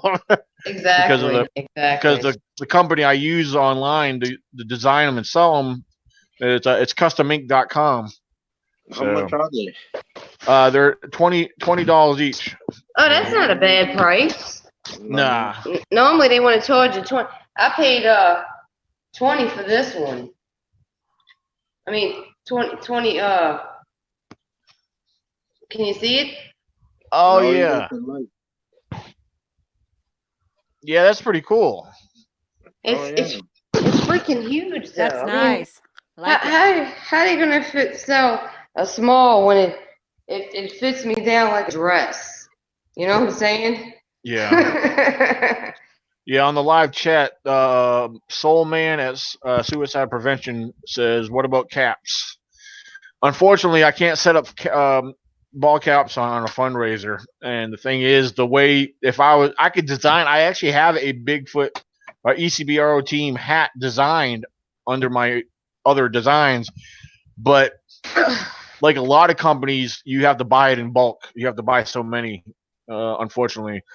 But now I do know somebody. I believe they live down. I want to say they're down south somewhere. I forget where they're at exactly. But I have somebody who does design shirts and hats, and I may try to work out a deal with him if I could get some made. Down by me? I'm not sure. He's down south somewhere. I'm not sure exactly where he's at, but I'm going to contact him because he wanted. Yeah, he said he wanted to attend the October Bigfoot event in South Carolina. Because he said wherever he's at, he says that's only about 3 or 4 hours from him. But I think he's in the middle of moving and selling this house, so he won't be able to.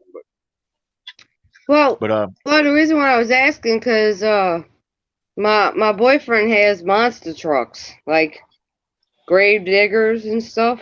Right. And he has people down here that does graphics with shirts and. Oh, okay. And there's one guy that he deals with that does worldwide stuff because when he would do his the bodies to get the stickers put on them or whatever they call that. Oh yeah. Wrap. You know, I can't think of the name of it. The print that they put on, wrap, yeah. Yep. We do that too. That's fun. Ugh. Well, I don't do it, but they do it at my That's shop. tedious work. I have to send you pictures of me sitting on top of the truck. You gotta be patient. Mm-hmm. Yeah, the wraps are cool. You need a big Bigfoot wrap on your truck, Daniel. Well, I have a minivan, so unfortunately, that's even better. I'm a soccer mom dad. So a swamp dweller. I do got a small Bigfoot decals on the 2 on the side because the windows are they're dark tinted and they come factory that way. But the white decals I have on the windows actually look pretty good. They're so just a little bit. It's a Bigfoot silhouette that looks like the one on my shirt. It's white and then it has ECBRO next to it. So yeah. Yeah. So. Yeah, I'm gonna well, I can't get it. Can you send me the link on Messenger because I can't see the chat room, so. Oh no, yeah, that's fine. Yeah. Well, plus if you look on my timeline page, I have it posted on there. So. Okay. I think I actually shared it like 3 or 4 times on my timeline, so you can't miss it. Okay, good. No, I'm gonna order me a shirt. I want one. I've been collecting Bigfoot shirts. Awesome. I'm gonna try to find a picture of Barb is on the chat, Christy. Oh, Barb, she is? Boots on the ground. Yeah, she says Christy's on. Hey, Barb. That's I haven't met her yet. She's another one that I want to meet. Yeah. I followed her and Dee for a long time. Yeah, let me tell you something. There are some awesome people like y'all. I mean, that's what I'm saying. You meet people left and right, and you could tell when they're good. And I mean, just down to earth, it's just like family, Yeah, we're just ordinary Joes, who like the same topic and have the same interest. Yes. But Go ahead. Oh, I'm sorry. I was just gonna make a quick statement. My father, he was listening. He saw how we were talking about the eye. Mm-hmm. He said, "Oh, on your talk show about the eye," he said, "It escaped from Area 51." They freed the beast. Yeah. Has anybody been keeping up with that? I mean, did anything They happen? haven't been showing it, have they? Like I There's thought been they would. pictures. Of course, heard you they know you can't arrested believe some everything you people. see on the internet, but I think there's actually people that showed up there. Yeah, they have. They showed up to camp, but from my understanding, they're arresting anybody who goes even near it. Wow. They're not fooling around. They're immediately getting arrested. Wow. Yeah, they had some video that was on YouTube with these two guys, and they were going through the area, and then these people showed up with like a snap of the finger, and they're like, "What are you doing here?" Mm-hmm. You know, and they made them go. You know, and they were Yeah. watching them the whole time. They got some shady shit over there. Excuse my French. Yeah, they do. Beep. Something's going on. English to me. Oh yeah, definitely shady. But what can you do? You know, you just got to figure it out yourself. You know, if people like us. I don't call myself a researcher. I don't call myself an expert. I call myself a person who wants to learn. And like not like an investigator, but a Enthusiast. That's the truck I used to have until it broke down. Oh, you had a Tahoe. Well, it was like a Tahoe. It's a Blazer. It was Blazer. a Blazer, yeah.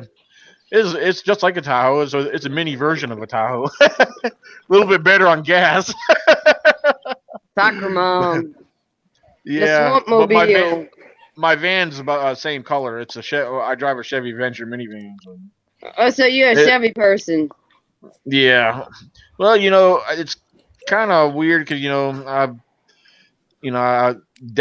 my father's retired from General Motors, so the GM thing's always been there. You know, so. Yeah, I got a Colorado. I love my little truck. Nice. I'm trying to find a picture of my Blazer when I had professional decals put on it, but He had the foot on his truck. Yes. Well, I got these magnets I had gotten from the Ohio Bigfoot conference 3 years ago, and one's a foot a foot shape with the Bigfoot in the middle of it. I got that on the back part of the van, so it looks pretty cool. Well, did you see the show that me and Scott did Wednesday night? No. Yeah, well, we went live Wednesday night, and he was interviewing a guy named Carl, and this guy's got activity on his property, and that man cracked me up. I've been talking to him too. He was saying that like 2 days ago he was texting me, and he's like, "Yeah, they put sticks out in my road, and I can't get around them. I'm gonna have to get down and move them." And then he did, and he's like, "I smell it," and I said, "Well, what does it smell like?" He says it smells like a Sasquatch fart.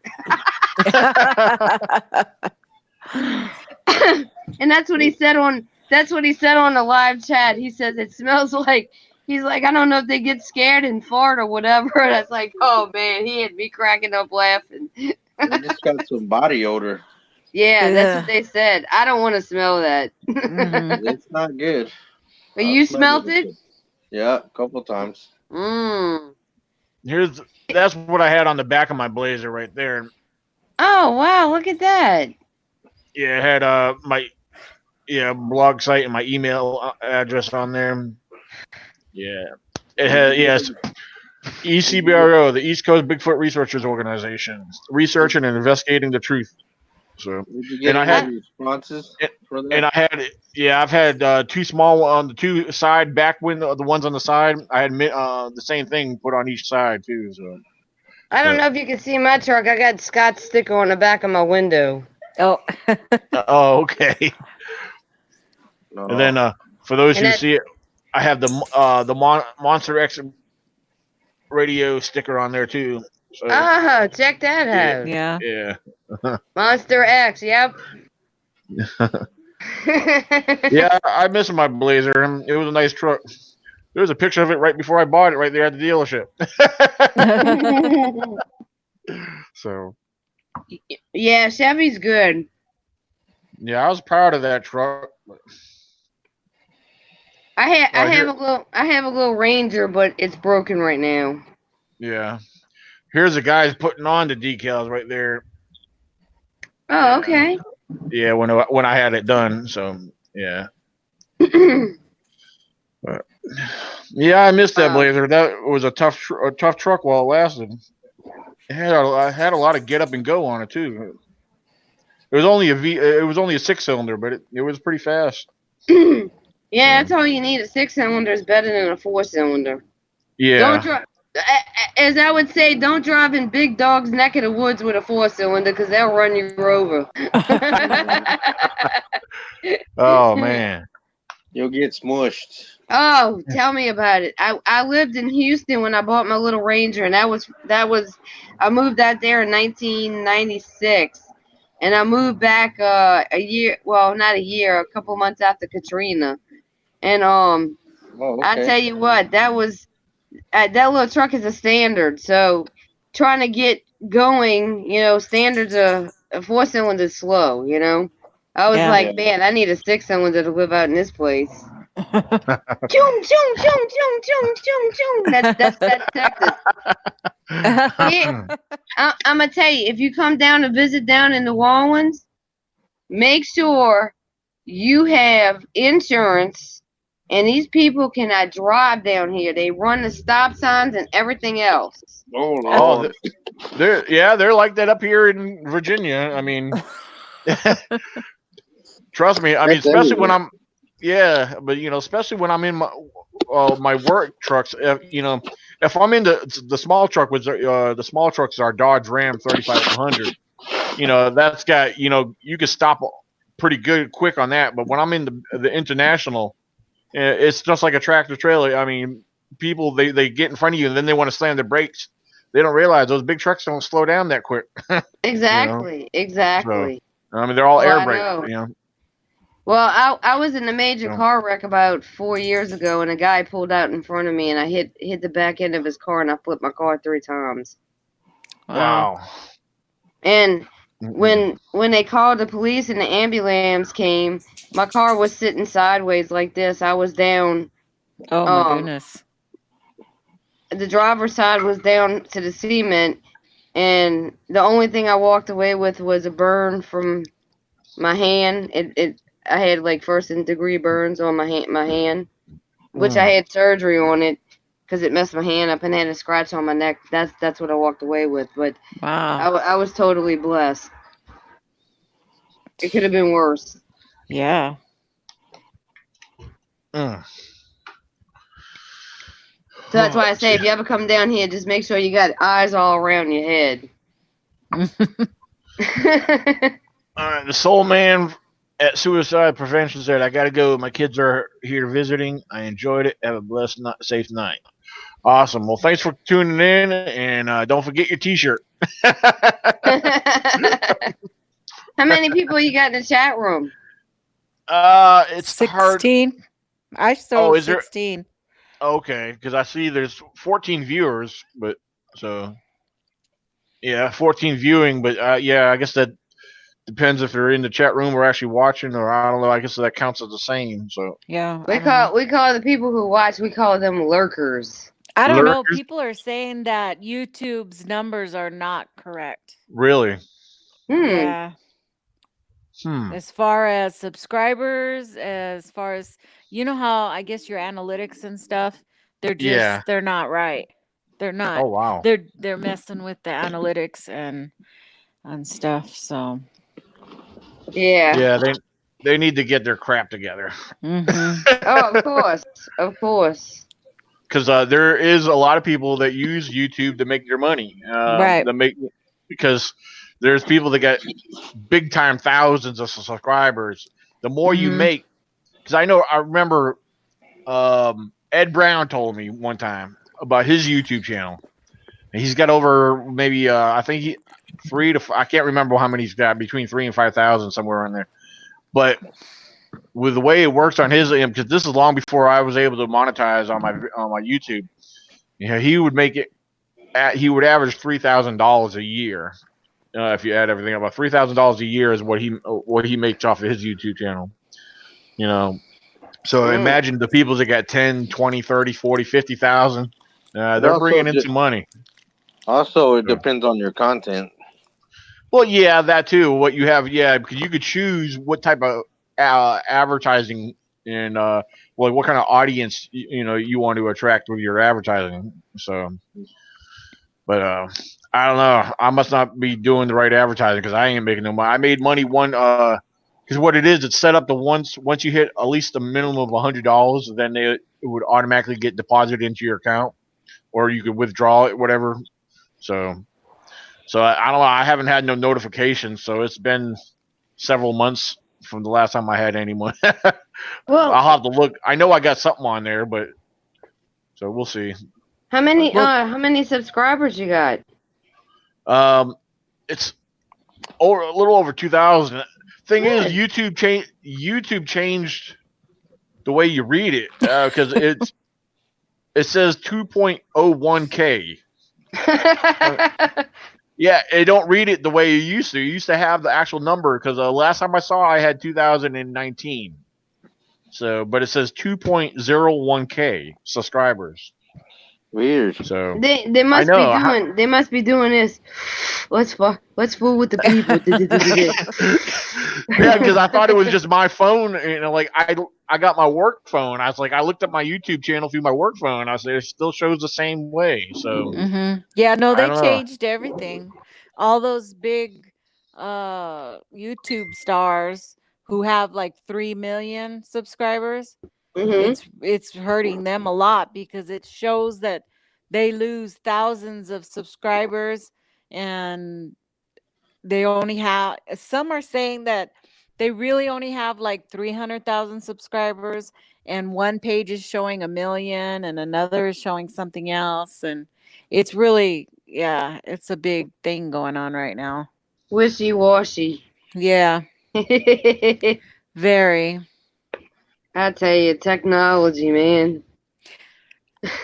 Well, what happened? You know what happened is YouTube blew up, and all of a sudden people were making money off of it.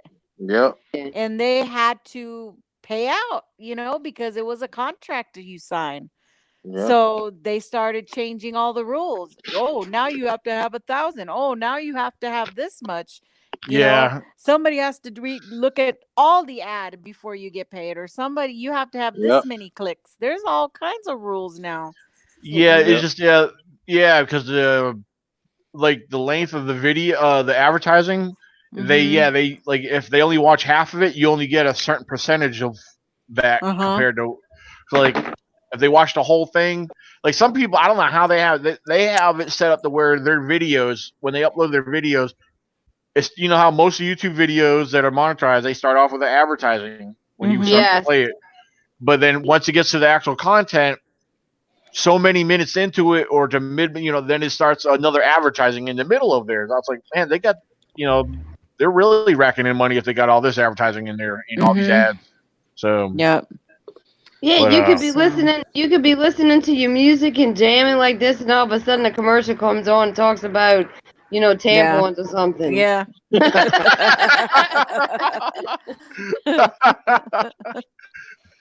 Yeah. And you like getting in a groove like this, and all of a sudden when it comes on, you're like, huh? Are you not feeling so fresh? Are you really feeling the flow?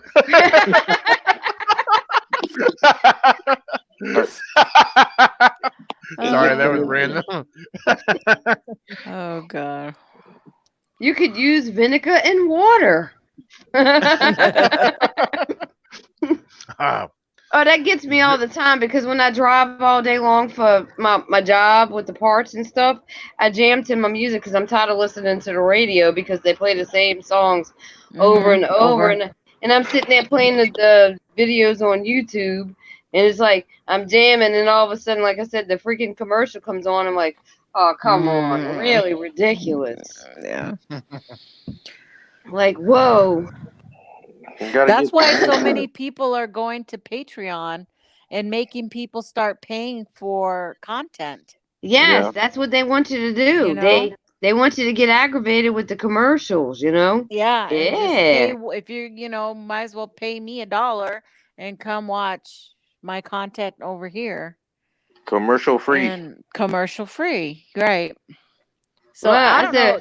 They don't bother me. I mean, me either. It is what it is. You know, I either just skip it or sometimes if I really like, you know, something, I'll let it run through so they get paid. It doesn't bother me. Well, as long as, you know, what I like about YouTube is like songs from the 90s and, you know, early 2000s. You can find it on YouTube, which is weird because I found like 10 different songs that I was able to pull up, so I got it in my little save list. You know, I play it every now and then, especially when they call and they like, "Oh, we need our parts real quick," and I'm like, "Okay, click," like Batman, you know. It's funny you're talking about that because I was looking for Bigfoot songs on YouTube. Oh, there's a lot of them. They had that old Rick D's Mr. Bigfoot song on there. And I hadn't heard it in so long. I posted it on my group. It's so funny. Mr. Bigfoot. You know, it's hilarious. Yeah, if you listen to any of the Bigfoot songs that Walter Schrum has, there's one song. Yeah. If you listen to the lyrics, you'll hear my name in one of them. Daniel Benoit and the ECBRO, and then he's got a few others he mentions in there too. So. Oh wow. Yeah, Mr. Benoit. Yeah, because the one CD he had his one CD had several songs on there. On the cover of the album, on the CD cover, he managed to get like several people's autographs. He had Jeff Meldrum. Oh, right. Mm-hmm. Yeah, that one there. Yeah, he had it was called the Stars of Bigfoot, and he had all the you know, Bobo and Cliff and all them and several others and mine's on there. You can mine you can see mine. It says my signature, and then I put ECBRO founder underneath of it when I signed mine. So yeah, I managed to get Tracy. I think I managed to get Tracy Arnold on there too because he was I think he wanted to cover up fill in most of the space, and I was like, dude, you got to get Tracy Arnold on there. You know. They need to create a song down here because you know they got the Zydeco music. You know that Cajun. But I tell you, that's some good music to listen to, like when you're in the country. That Zydeco. That would be awesome if they made a song about you. Oh, Daniel Benoit. I'm a Soccer Man band. Oh, funny. Lord. I know. I won't give up my day job. That's right. Next time I get out in the woods, I'll do a video and I'll give you a shout out, Christy. See, I'm rocking the minivan. Rock the minivan. I'll be like, yeah, Mr. Benoit in the woods with the Soccer Mom band. The swamp dweller. You know what? That's what I gotta do. I gotta get a soccer ball decal with Bigfoot on it. Yeah. That would be cool. Oh, yeah, you got something there. Hey, real quick, I wanted to.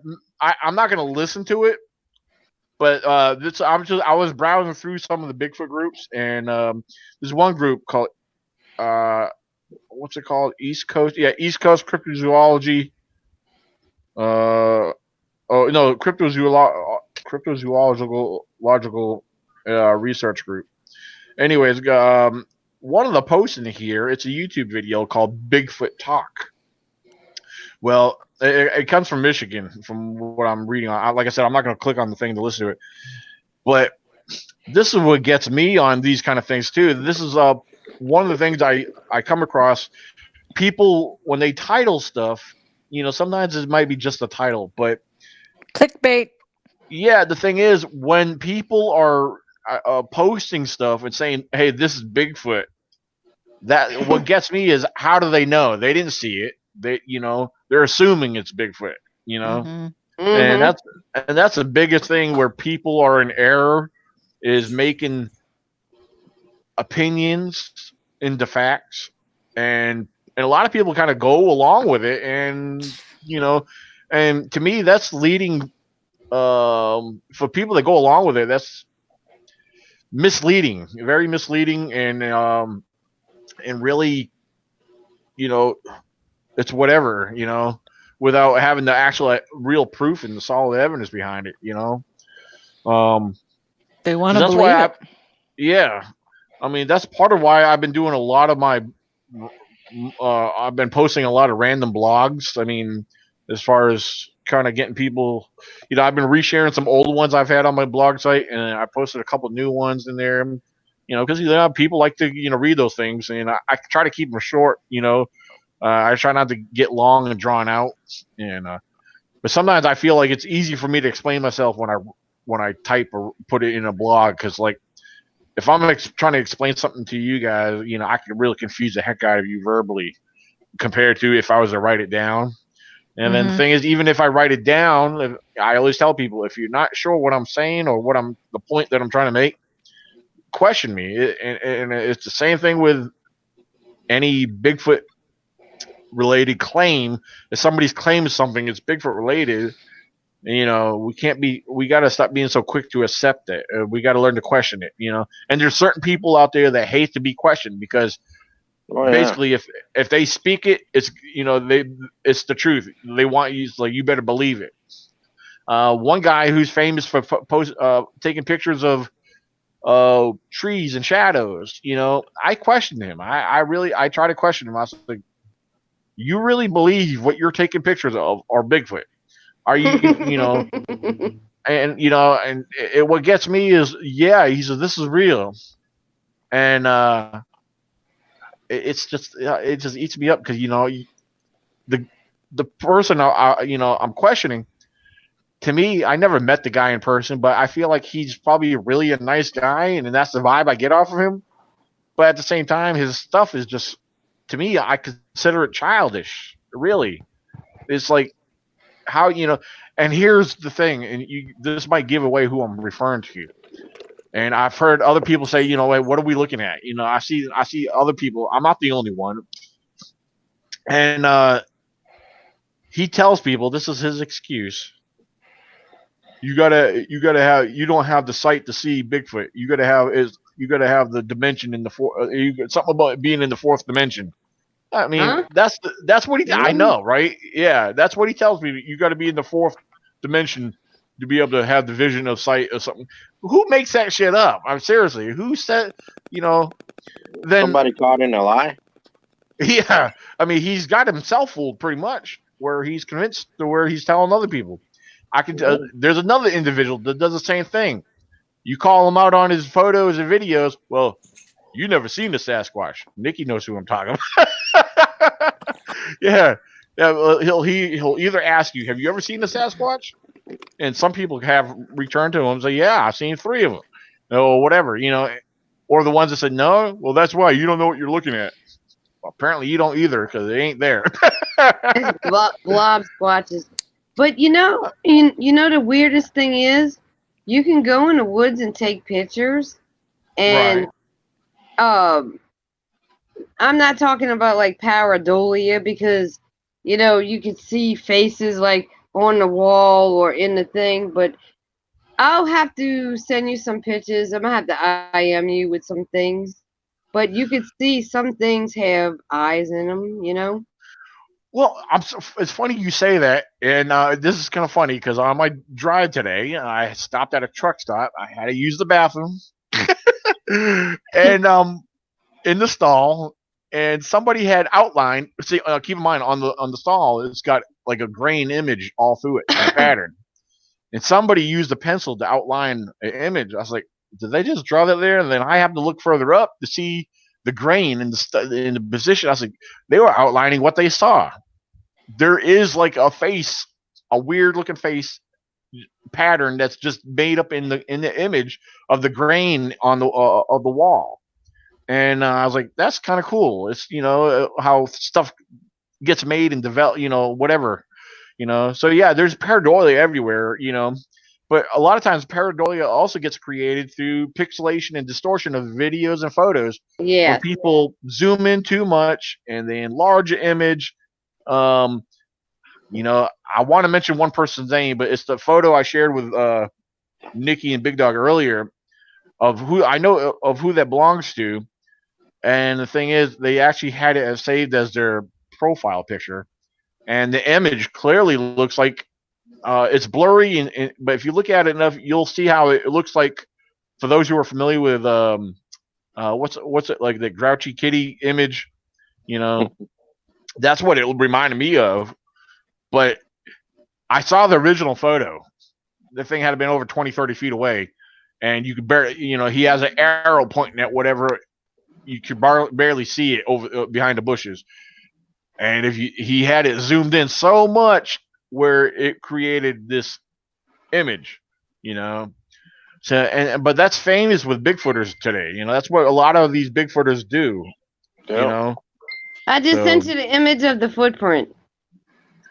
Okay. Let's look at that up real quick. And I want to show you something too, like you were saying about the blob squatch or whatever. But this is one of the things that I tried to fool with my picture. You can clearly see there's something there, but like I said, my software, the stuff on my phone is not that great. Hey, Christy, let me ask you that. All right, you sent me two of them. One you have outlined in green, but Yes. without that outlined, and I'm going to be the first to admit this, and I've said it on my own videos multiple times when I try to show tracks I find. Mm-hmm. When you're in person and you see that track, you see the details that are shown. A lot of times when you show a picture to somebody, or even if you look at the photo yourself, like, oh, that didn't come out as good as it looks in person. But looking at this, you could clearly see the shape of that without you outlining it. I could see the outline of that foot right there. Bam.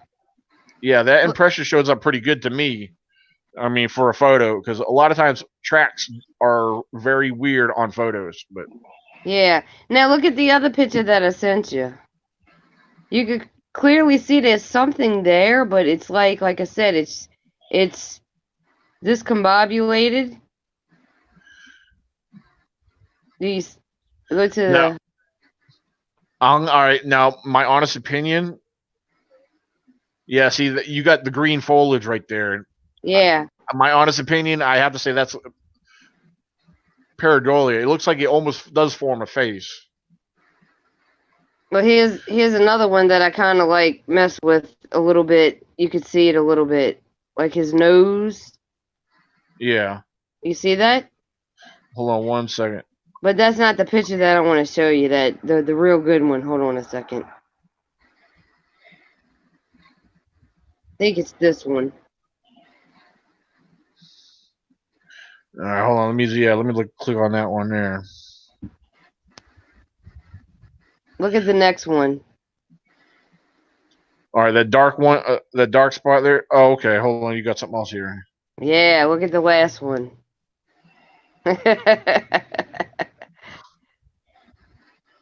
Bam. Yeah, that does look like a weird looking alien face. Yeah. Almost like the way I'm looking at it, almost looks like a skeleton face. That's what somebody else told me. But if you look at it a little bit, that's why I said I tried to fool with it. It looks like there's hair. Let me show you what I'm talking about. Wait, let me go back to your thing. I'm gonna take now. I'm gonna color it in, but it looks like this area here is hair. Up in there. You see it? Okay, well, you got the blue at? Yeah, that looks like hair like around him. And I'm gonna send you the original picture, but this was on top of him. This second thing with the face, like you can see something there. I can't say that would. I'm gonna be honest. I can't say that be hair, because if you zoom in and look underneath the image, if you zoom in more, look. I'm gonna send this back to you. because I zoomed in and took this picture. See what it looks like another face underneath of it? It looks like 2 eyes and a nose. Hold on, it's uploading. Yeah, it hasn't showed that it's delivered to you yet. For some reason, my photos take a while when I send them to people. Okay, no problem. But I'm gonna send you the original pic, so maybe you can play with it. All right. Yeah, send me one like if you got it without it being zoomed in. That would help out a lot. No, I definitely do. And when I took this picture, I took it in the morning, so there's something black in the original picture. There's something black, and that's what caught my attention. So that's why I took the picture. You know what I mean? Right. Now, another thing you do have to keep in mind is very important. I try to tell people this too. When you have a lot of foliage and woods and trees and bushes and stuff like that. Oh, see, yeah, like that tree line. There's a lot of woods and green there, and without being a forest right there, you're gonna have a lot of dark hidden shadows around there too, that are not really quite so obvious unless you're looking for them. Yeah, exactly. And that's where that little image is at, where you see it sitting. It's weird. Now, something there does look like there's something dark up on that tree there on the left. Yeah, you see, that's what I'm telling you. That's when I got out my tent and I seen that, and it like freaked me out. So that's why I took the picture. All right, y'all. I'm gonna get off of here. Huh. I got some stuff. See y'all. You going bye-bye? All right, big dog. Thanks for coming on, man. No problem, man. I'll talk to you guys later. All right, big dog. Sounds good. Nah. Have a good night, sweetheart, and many blessings to you. Thank you. Have a good weekend too. So. Yeah, I'm gonna go see Baltimore. Me and Lupe. Oh yeah, that's this weekend, huh? Yeah. I'm going a day early to go hang out with him. Yeah, well, definitely take some photos. Take some pictures. I was about to say that. Oh, okay.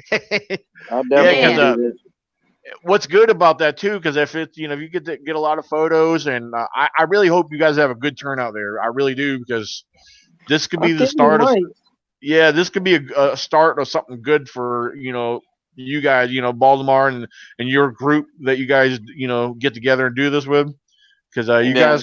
I mean, I know they already have they have the East Texas Bigfoot conference, which is I don't know.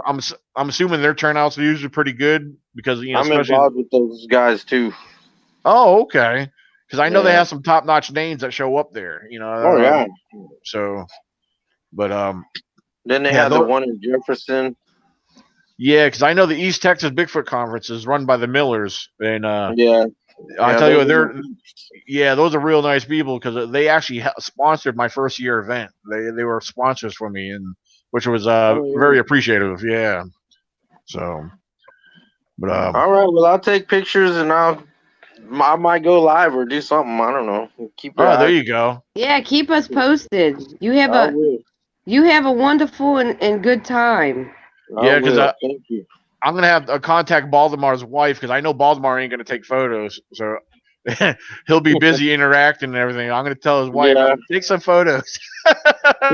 Snap, snap, snap, snap. Yeah.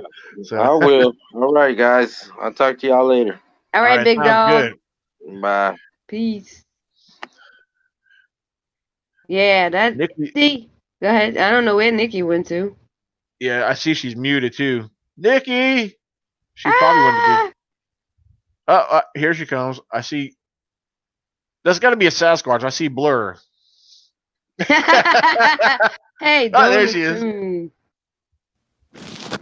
Hold on. I can't hear you. Hey, what?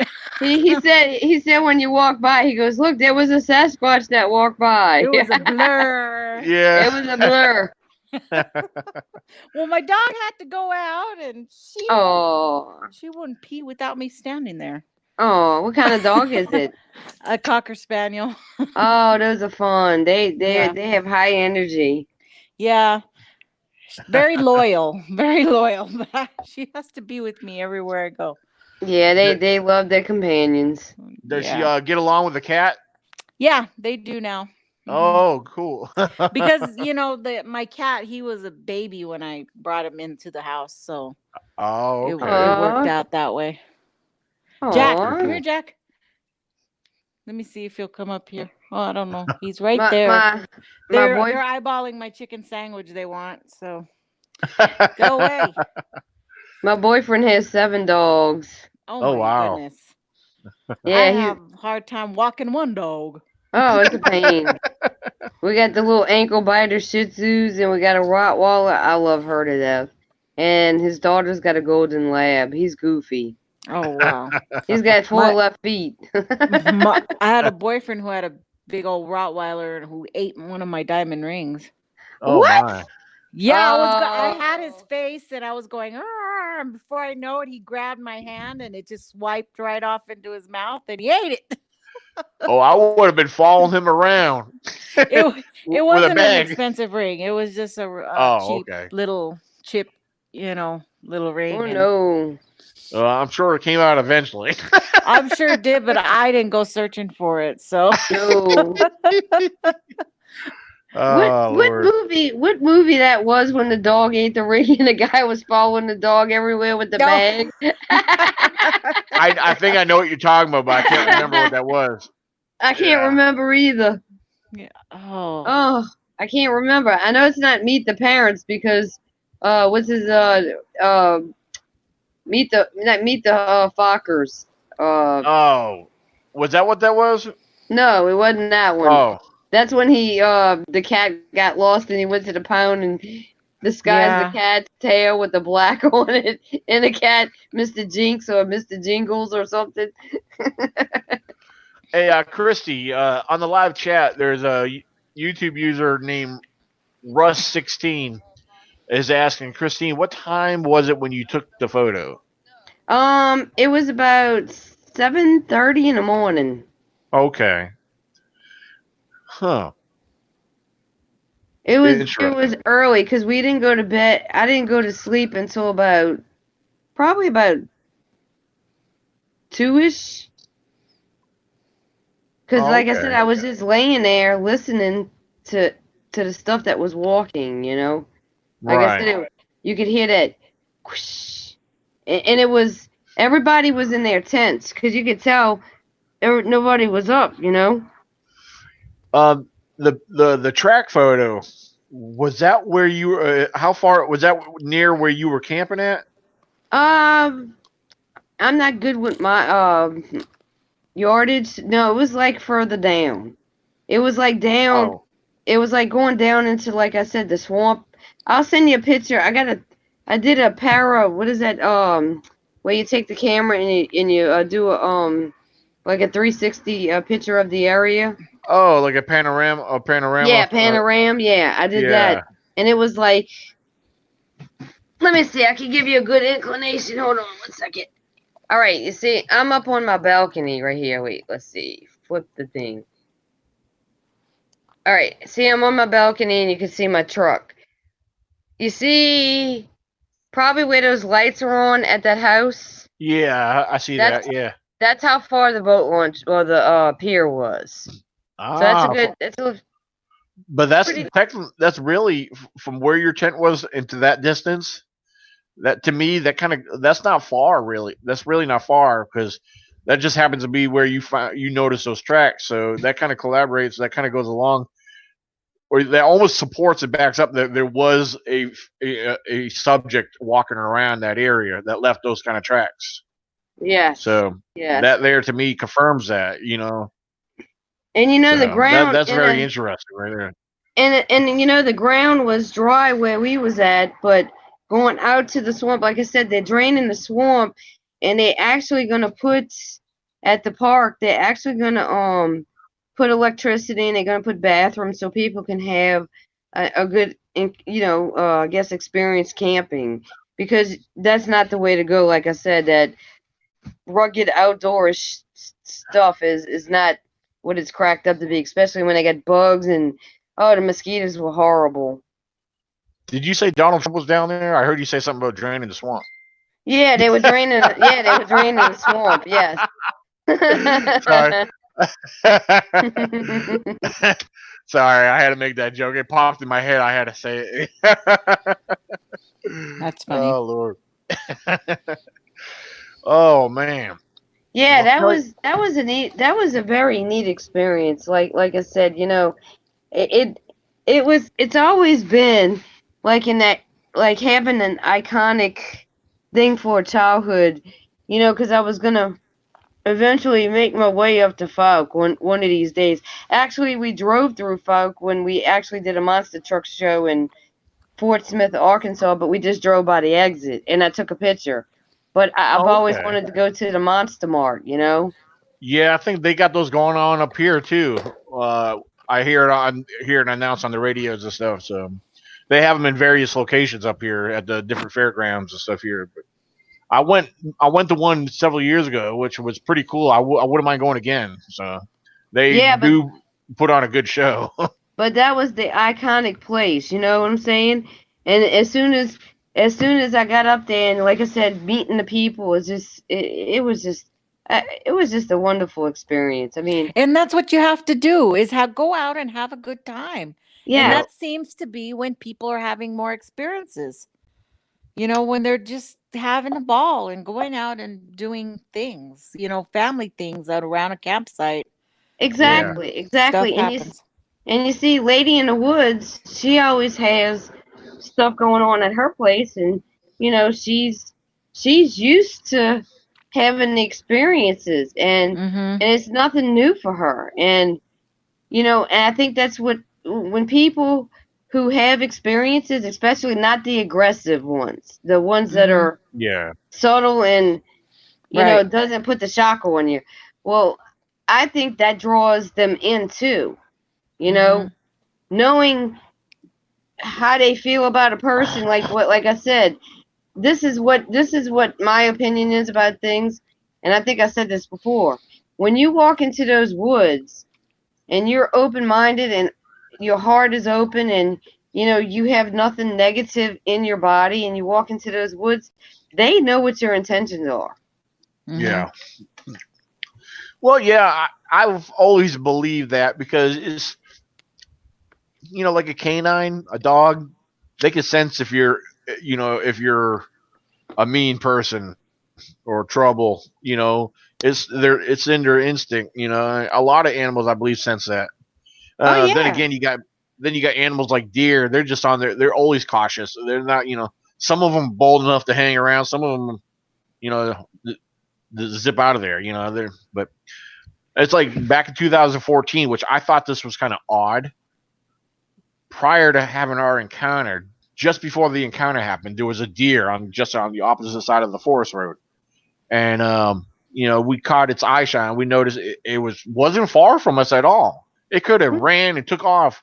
There was six of us. For some reason, that deer was just kind of like nonchalantly just walking along, and then when it took his time going further away.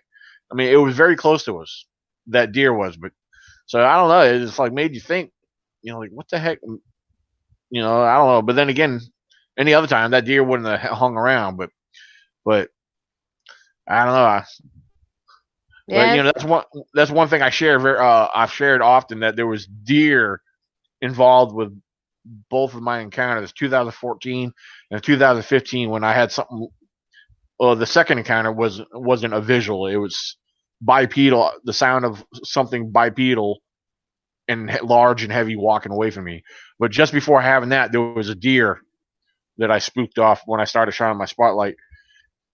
Even though I didn't see the deer, but I know the sound of animals in the woods, especially deer and bear. But as far as the deer, I spooked the deer off.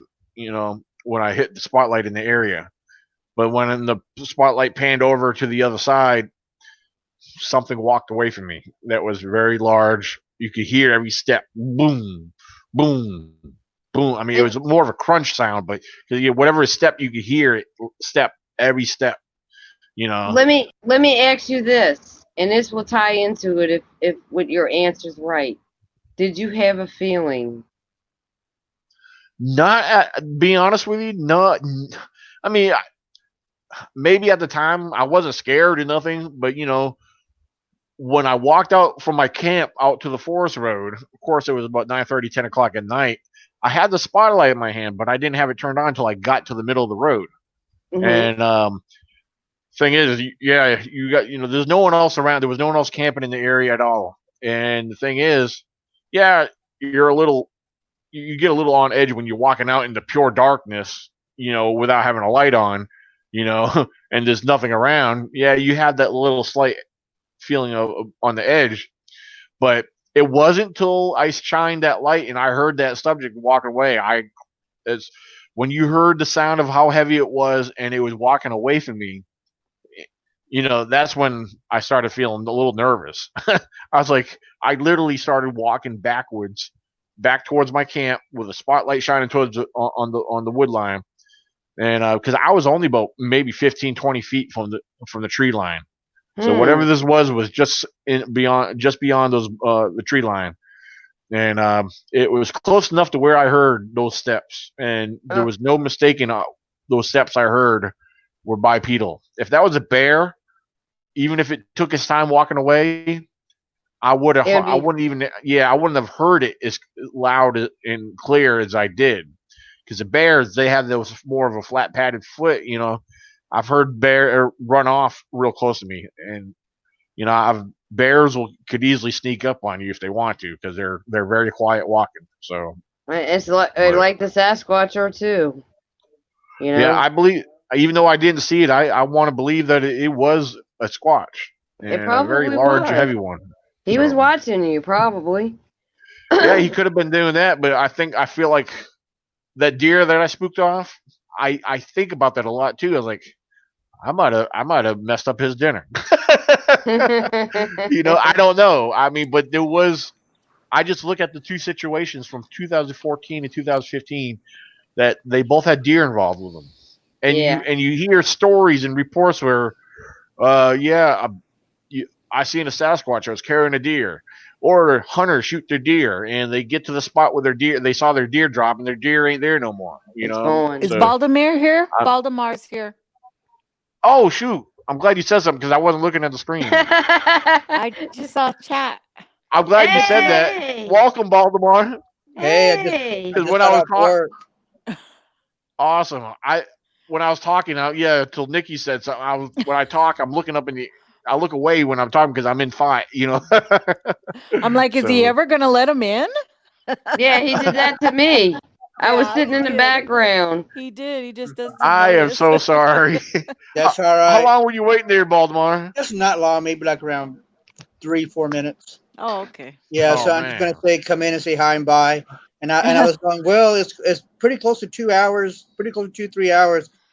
I bet you're still talking, so I took my chances. So. Oh yeah. There you go.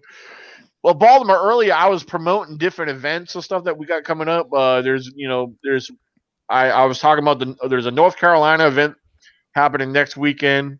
Next month there's a South Carolina event happening, and then we kept talking about your event. And before Big Dog dropped off of here, we were talking about it again. So it sounds like you must be pretty excited about it. Well, let me tell you something. I'll tell you like this. You'll be surprised how many people are willing to help you out if you just ask. Right. And like the Owner Manor Bridge, we went up. They actually spent thousands of dollars cleaning this place up because it was very polluted and a lot of overgrown stuff.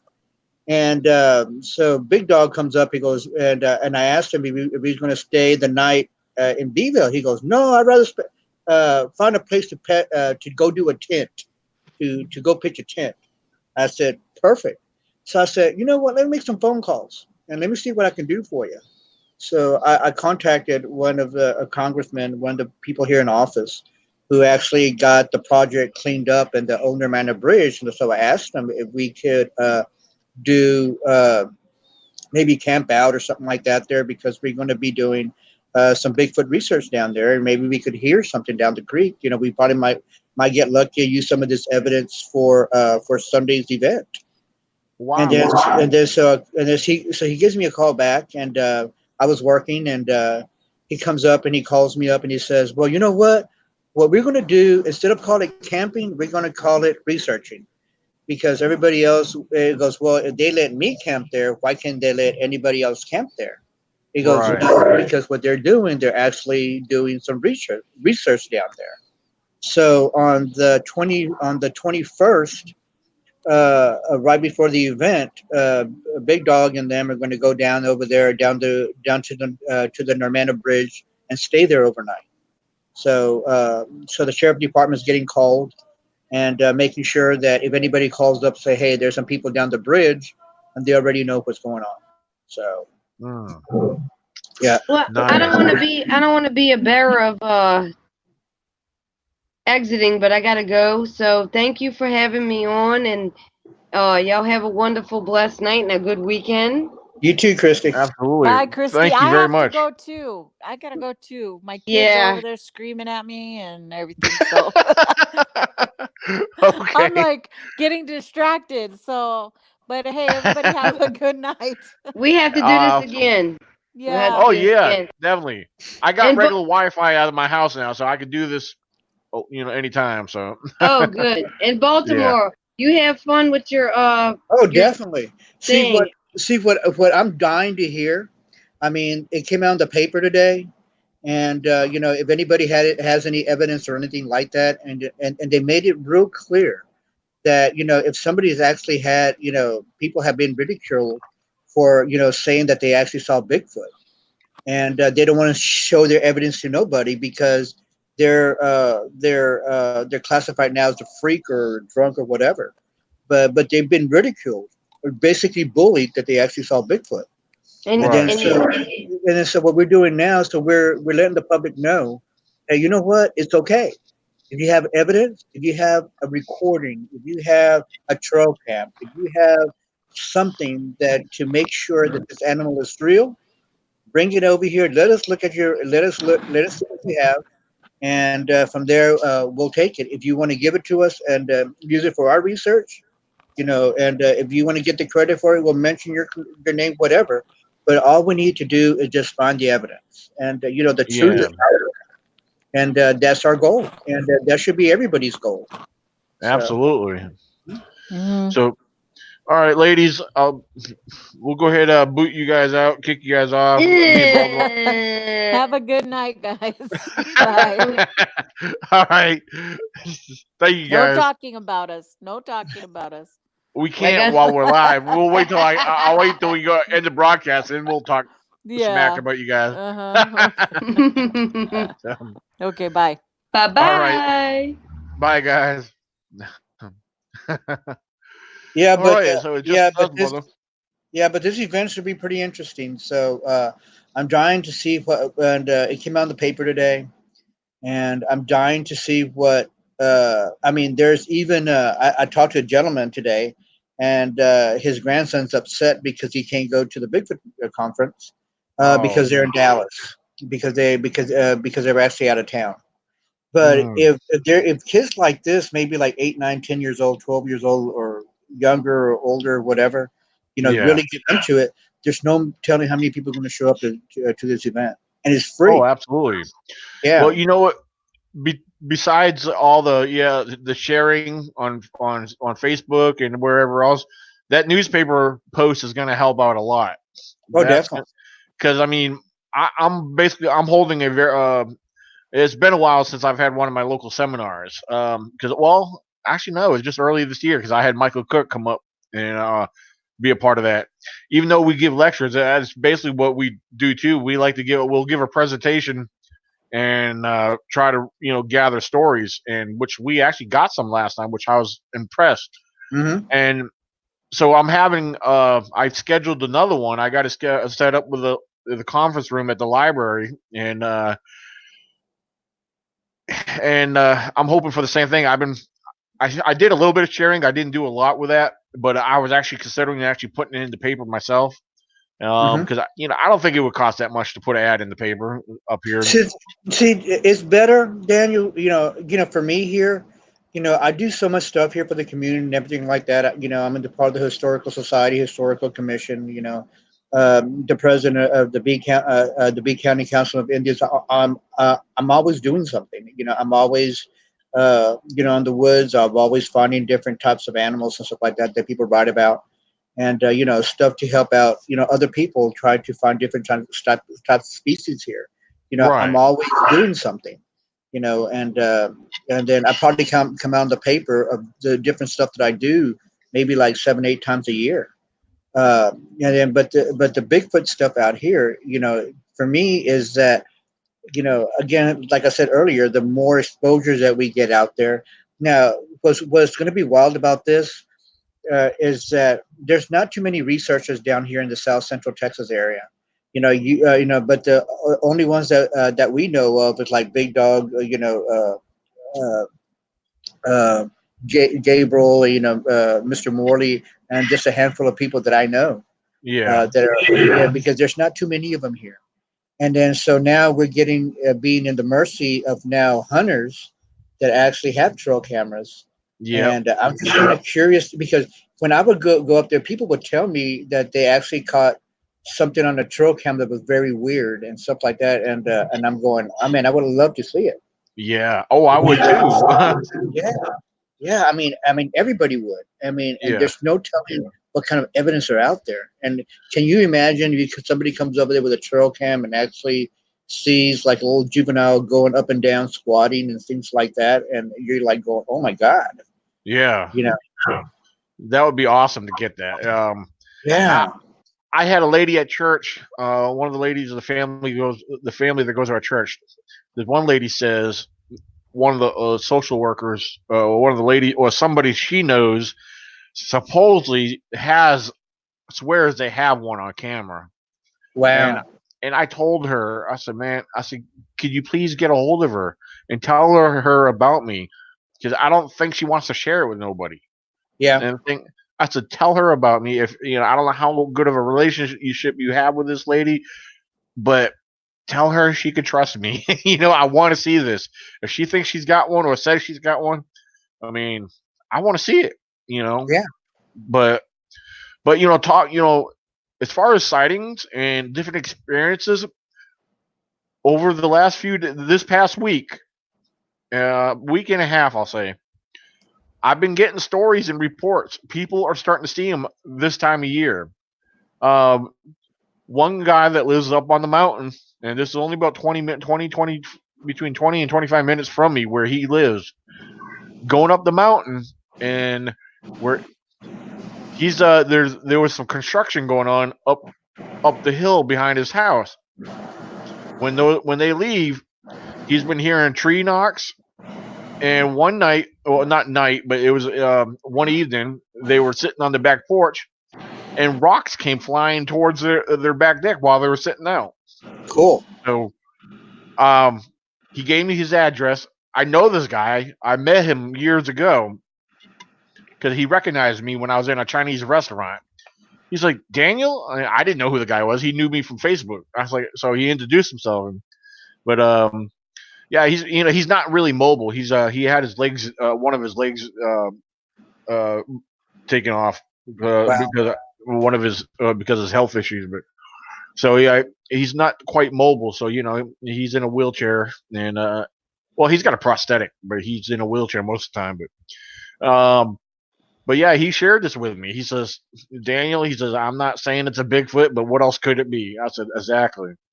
I said, so I have plans to get up there with him, and so that he could explain to me the direction where everything came from, what he heard. I mean, they heard the tree knocks multiple times. Right. So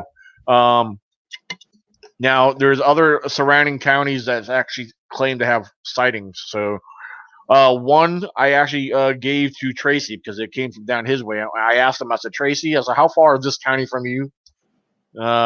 Which is actually basically a county or two over from him. And he said, why? I said, well, this is what I got. He says that same county has had other reports from that area. So he said he's heard of other reports. I said, well, that's good. There's something there then. There's got to be something there.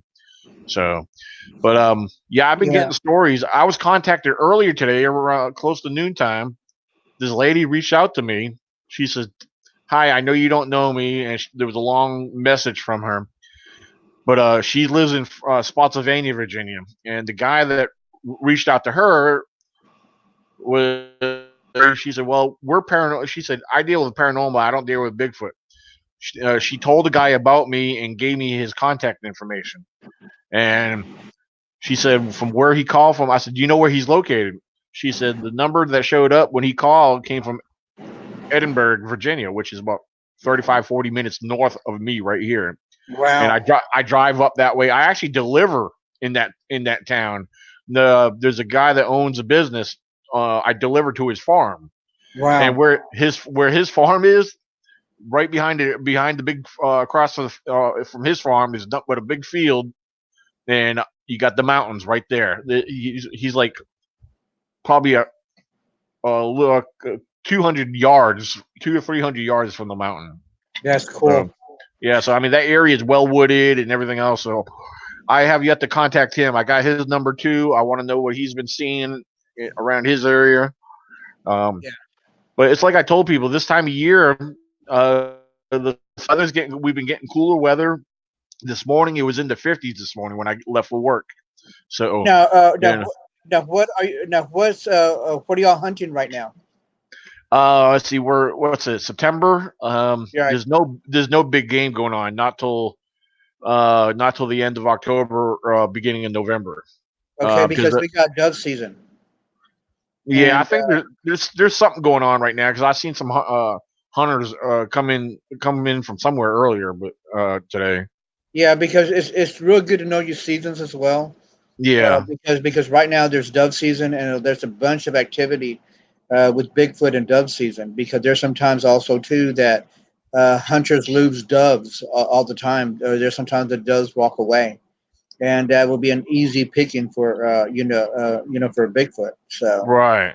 yeah. Hey Daniel, also too, I'm also going to call it a night. I'm exhausted. I just Oh, want not a to problem. Yeah, yeah, I it's just it's want to say getting hi and late bye. here. Yeah, I just want to say Yes. hi and bye and see who was in your show. So Oh, awesome. Absolutely. And it's good. I'm glad you were able to share the information. And yeah, uh-huh. I told Big Dog to make sure he takes plenty of photos because I was like, I know you'll be occupied. I told him I was going to contact your wife and make sure she takes photos if she's there so we can see Oh, it. definitely. You know what, Yeah. Daniel? There's sometimes also too when you have a real good feeling about something, and Yeah. I have this intuition that somebody's going to bring something up there that's going to totally blow our minds. Yeah, I really hope so. That's going to be Yeah, awesome. and So I'm the way Texans are. We have our own different types of our own special type of mentality. It's just like people from New York, people from Virginia. They right. have their own special little thing that makes them who they are. And Yeah, there's no in dealing here with Texas. There's no telling what they're going to bring. that's Here's right. just no telling. Well, Well, all right, I'm Daniel. You have a good night. you too, and I'm definitely excited for you. So Thank you. so yeah, um, yeah, whatever you. Hopefully, you do find something good, and you guys get it documented, and I guess you guys will take it from there. So Oh, definitely. absolutely. All right, But Daniel. You have a good night. you do the same. Thank you very much, Baltimore. Bye. All right, and ladies and gentlemen, for those who are still left on here, one more reminder to check out the description of this live feed. There's links in there. There's a link to get the t-shirts, and here's the t-shirts, the design that's on the fundraiser right here, the ECBRO team. So feel free to check that out. If you're on Facebook, I have it shared on my timeline, so take advantage of it. It's only running for 3 weeks, and yep, regardless if we make funds off the fundraiser or not, you guys will have a good T-shirt. I actually bought two of them for myself. Well, one for me and one for my daughter. So, and with that being said, one more last time for the events that we got coming up. Um, hopefully, you guys could come on out, spread the word about these events, and this is happening next week, Saturday, September 28th, Medoc Mountain State Park, Littleton, North Carolina. And then October 26th, in Westminster, South Carolina, is the South Carolina Bigfoot Festival. There'll be live music, vendors of food, guest speakers. There'll be events for the children. And so come on out. We've got a lot going on here. So I want to thank you guys for tuning in. And if you're not on Facebook, find me on Facebook. If you're not subscribed to this channel, feel free to do so. And you guys have a good night. Thank you guys for listening and interacting. Until next time, I'm Daniel Benoit, founder of the ECBRO, the East Coast Bigfoot Researchers Organization. All right, keep it squatchy, guys.